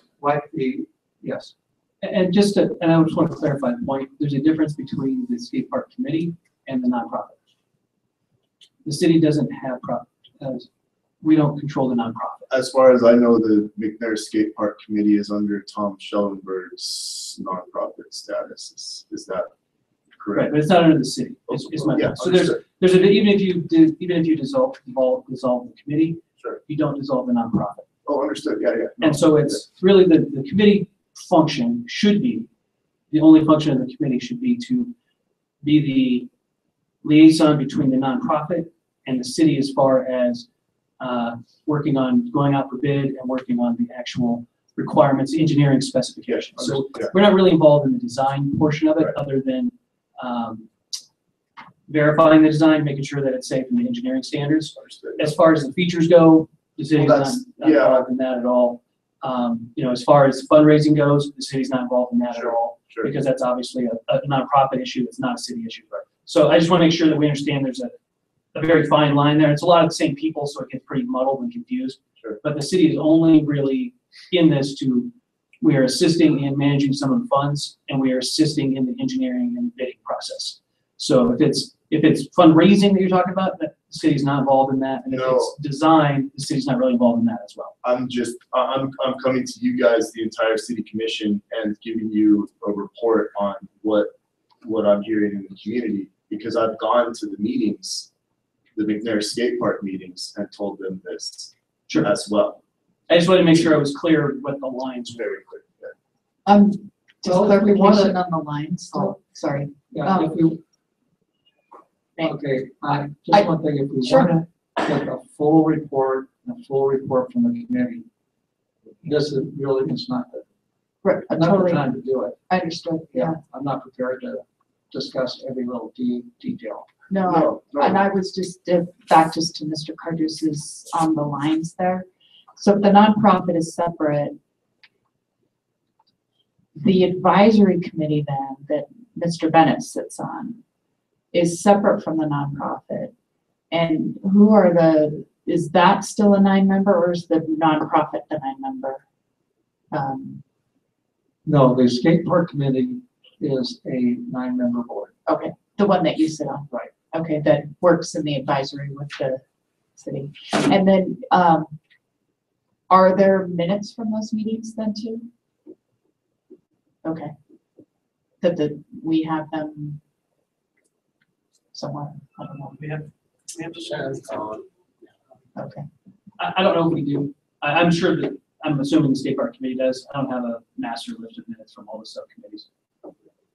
Usually they maintain them on their own, but I can see what we have. I'm just curious of all those advisory committees, whether it's the skate park, library, just how the community gets informed. I know that the planning board is really good about getting their minutes and handing those out, and do our other committees follow the same? Just kind of just a question. And again, I realize this isn't the forum to determine that, but it just made me think of how community members have access to that information of the committees we sit on. Mr. Hogan. You made a statement about the location. When you didn't elaborate on it, but what was that concerning? The location. Yeah, of the skate park. The new skate park location. Oh, just on, as far as this goes. Yeah, well, you made it while you were sitting here. so Yeah, no, it's- that's what I mean. I'm just saying, as far as this goes, that's why we contacted the McNair Skate Park Committee, because this was gonna be for one phase in the location that is down there. I thought you had some concerns about the choice of the location. Oh, well, sure, yeah, I do, for sure. I mean, there is off the record, yeah, I mean, there are issues with how deep the bowls are gonna be, being limitations as far as, but again, we're talking features, but there are some questions regarding the choice of that location. Well, and just a little history on that, the location choice was worked through partly, through another board, through the Parks and Trails Committee, who had worked with the skate park, trying to come up with a place that would work for all the entities. So that is what worked and then was tested to see if it would work. Just an FYI things. Sure, yeah. I was on the board when it was tested. Thank you. Are there any other questions? Any clarification? Commissioner Schwartz. It sounds like there's animosity and stuff, with some members of the community and the board. Is there any way of meeting and ironing these issues out, or I have no idea what they are? Maybe it's a time for a skate park to open up. I'm sure the meetings are public, but maybe make some effort to reach out. I don't know the problem. Would you like to place something on the agenda for a discussion item there? No. Okay. No. I'd like to see the skate park reach out, perhaps. Just so you know, they have on several. Yeah, okay. All I'm asking. Yeah. To the parties concerned, apparently. I'll say that the last meeting I went to, 2 members of the community left early and 1 left in tears due to discuss, that was from the board. So I'm just putting that out there.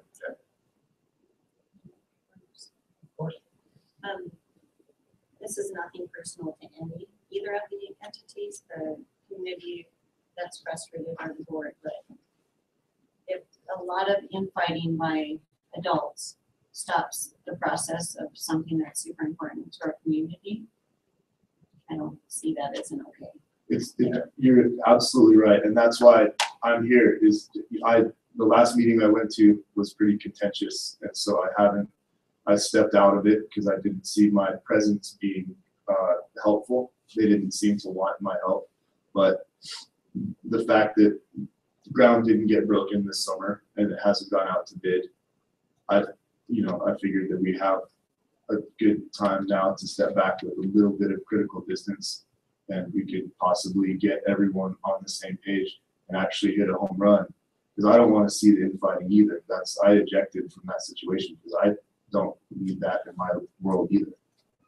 So I'm trying to be positive and just let you guys know, let the commission know that there is something in this, there is some animosity, some frustration within the community, and maybe an extreme move like dissolving the board doesn't necessarily need to be, it doesn't need to be that extreme, but there needs to be some kind of change so they can get as much money as possible to make the best skate park they can, so that these kids, at-risk kids, can have the best opportunity given to them by the community. Because one thing I've found in my years of skateboarding is a good skateboard park costs the same amount as a bad one. It's the same materials. It's just how it gets built and the planning behind it. And so just as a note to people that, have other things that they're doing, that is something that, if everyone could get on the same page, then it would be a better park for everybody, and not just the McNair skate park. So I have a question, Mike. I recall that it was supposed to go up to bid in January. Is that not happening? I don't know where we are right now. I know we had designs complete. I think we're at the 95% of the design. Shannon knows all the numbers, he's not here right now, but I think we're at 95% of the design. And we had the final engineer's estimate. And I think the problem was right now there are not the funds to pay for the full estimate. So I think they're taking the pause to try and get the fund. You can correct me if I'm wrong on this one, but I think they're taking this opportunity to try and raise the additional funds to get to that mark, or get the in-kind donations to get to that mark, so that we do have funding secured so that we can go out for bid.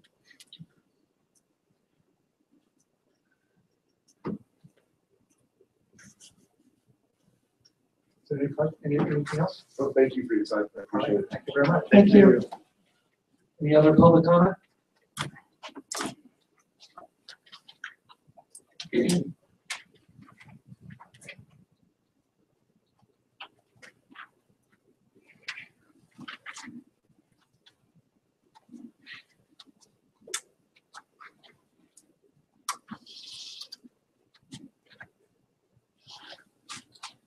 Patricia Grable, 204 East Calendar Street. I have one additional comment to make, two different comments.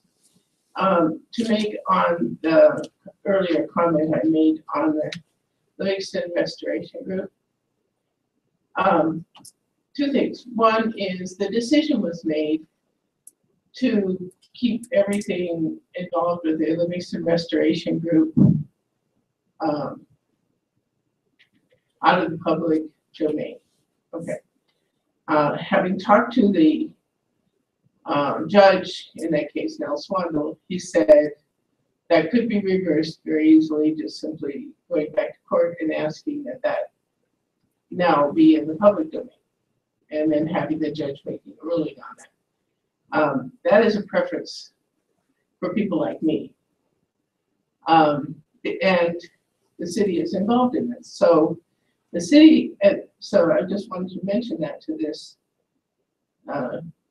commission. Secondly, in the history of this Livingston Restoration Group, they have a board.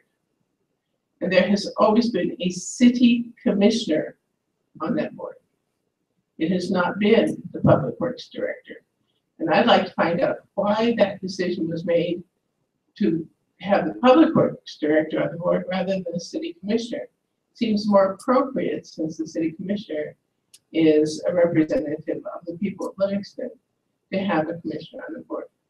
So I'd either like to find out what compelled that change, or have the commission take a serious look at having a commissioner on the board. The last board member was Adam Stern. He was very effective on that board.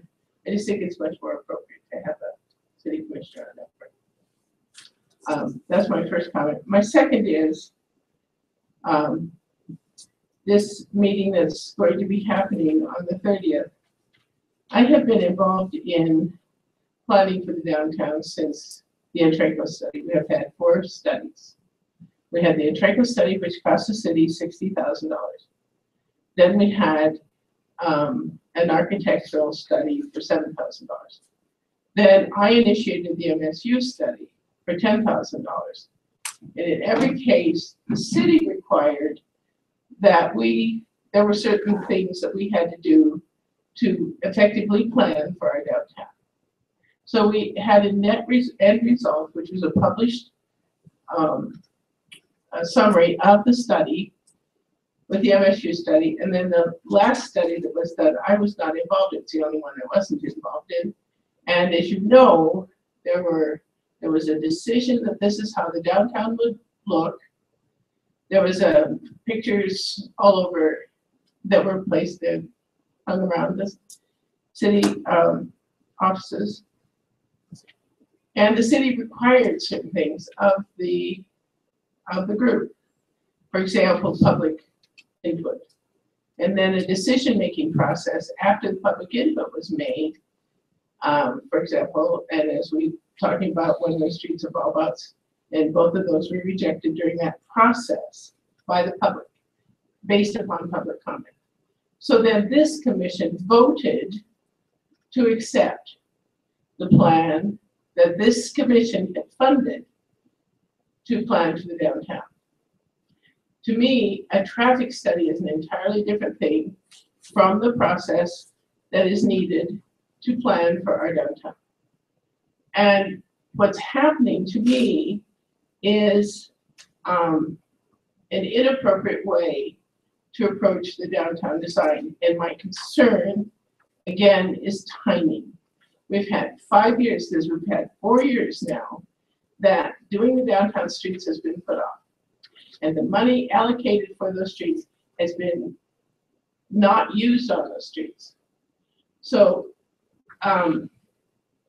my concern about bringing this whole thing up on a traffic study and having a workshop after the city has followed its own rules and the community has followed its own rules, and there has been a passage and there have been public hearings and the entire process has been followed, suddenly to have a city commission meeting in which we circumvent all that process seems to me inappropriate.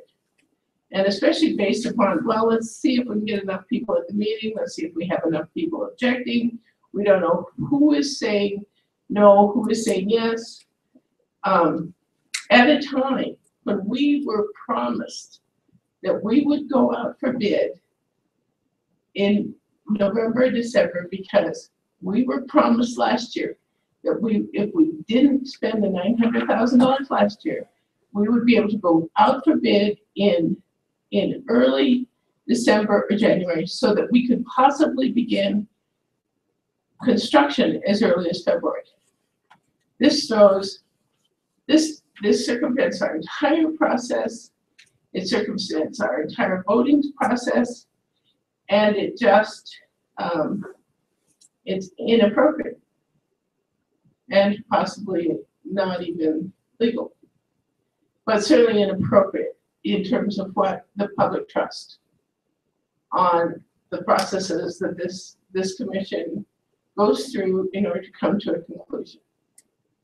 We are in good faith expecting that the downtown design is going to be that which was created and approved by the city commission, and with all the appropriate meetings, all the appropriate public input, the money put out by the city commission to actually create that plan. And I'm really concerned about what we're doing right now. It is, to me, it's a breach of public trust and a breach of our process that we have created for ourselves. So I'm not sure where to take it from here. I would like to meet with the city manager, city attorney. I just think this is unacceptable. In conversations with people in the downtown, they're going, why did we go through this whole process of planning for our downtown when suddenly we could have an informal meeting here, and an informal meeting here, and it's all changed. So I'm asking the courtesy of a meeting on this, just the appropriateness of all this, if I may. Would I get your support on that, or do you understand what we're actually doing when we're changing a plan we approved, or potentially based upon a study that has nothing to do with what we did when we planned our downtown? Commissioner Hoagland would like to address. I don't feel like we are changing anything. We're having a meeting to discuss if the traffic study will have an impact on anything regarding the downtown. It's listening to the public. It's not a commission deciding something without public input. We're listening to them by adding another piece to the puzzle. I feel like you're getting the cart before the horse a bit. It's just part of a process. It's not changing everything. It's not ignoring everything from the past. I appreciate that. But the problem is that we have such a tight timeline on going out to bid right now. We were promised that if we put it off for a year, we would go out to bid in November or December, so that if potentially we could start as early as February, which is what Dan Paul and others had said, please, that the bidding would be done, everything would be ready to go. Like, is it changing the bid timeline? No, we still plan on going out for bid at the same time we did before. But with what? Bid for what? I mean, there's gonna be, if this commission says, oh, well, we'll like bulldogs, that's another $280,000, $500,000 that has to be allocated. And our entire plan that has been approved of the entire public process is changed then. Sandberg? I'm just confused.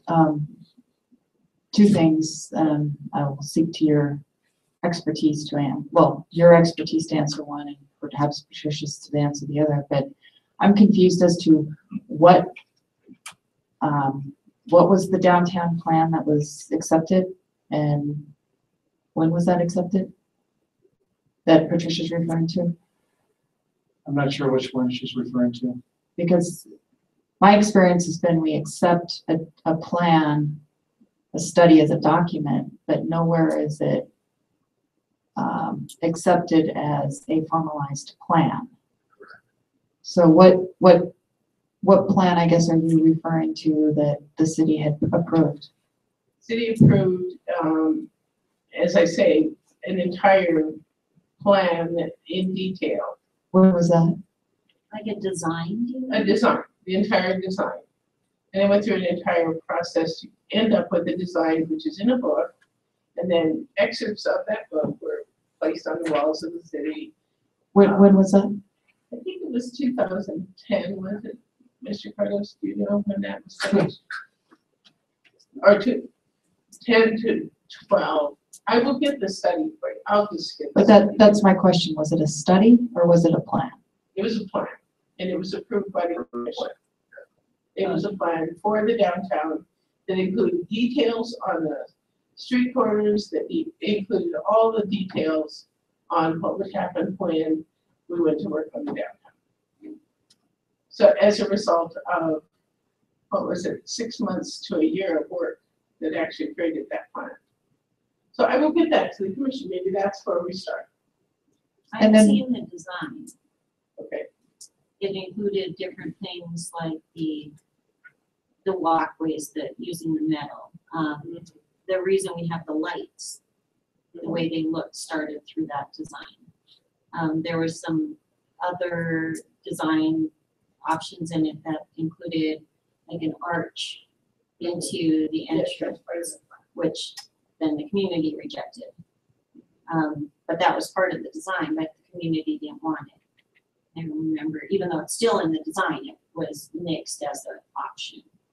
So I know which design you're talking about, but again, I don't feel like we have changed anything or are not considering that design or ignoring it just because of a discussion about a traffic study option. Well, perhaps we can just get that booklet to everybody in the commission so that they can really take a serious look at it. That might be helpful. So you're talking about the CIP or what are you talking about? No, You're talking about Vision Livingston's drawing. Vision Livingston's. Yeah, but what is that? I think it's Vision Something Livingston's for design. CIP, right? might be the preliminary engineering report, the PER. Is probably what we're It talking has nothing to do with the DER. The design. That's the only thing that we're talking about. No, So- Well, that it's is, just the visual design and the potential for the. and it wasn't funded by the CIP. No, I mean, we have to finish the CIP, right? We're gonna double up this next year. Is that correct? This design itself actually is different from the CIP. I think we're all out of order. We have public comments, not Okay, public I make a discussion. comment, maybe the best thing for me to do is to just simply get a copy of that design to everybody.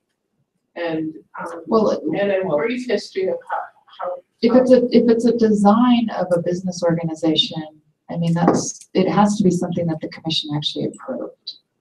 It can't just, I mean, and I guess the other thing, because I thought I still had the floor there for a while, but in reference to sub-meetings behind, you know, I'm not sure exactly of your terminology, but I guess I don't appreciate alluding to the fact that we're not following proper protocol in public meetings, because every time I've been involved in the discussion, it's been a public meeting. So I'm not sure what meetings you're referring to where discussions are happening and they're not open to the public. And I'm not sure that legally is. Okay, I'm bringing this meeting to order. We are having a discussion, your major comments. If you want to provide something to the commission, that's great. We are having no more discussion on this. We're going to entertain a motion for adjournment. Is there a second? All in favor? Thank you very much. This meeting of the Livingston City Commission is adjourned at 8:42. Sarah, that should be the last thing. I was referring to this. That was it. That was another. It was not an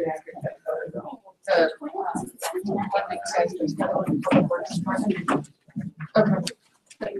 Well, Tricia said it wasn't a public meeting, so. It wasn't advertised. Was that the library? Yeah, I think it was in the briefs, and it was in the agenda packet as well.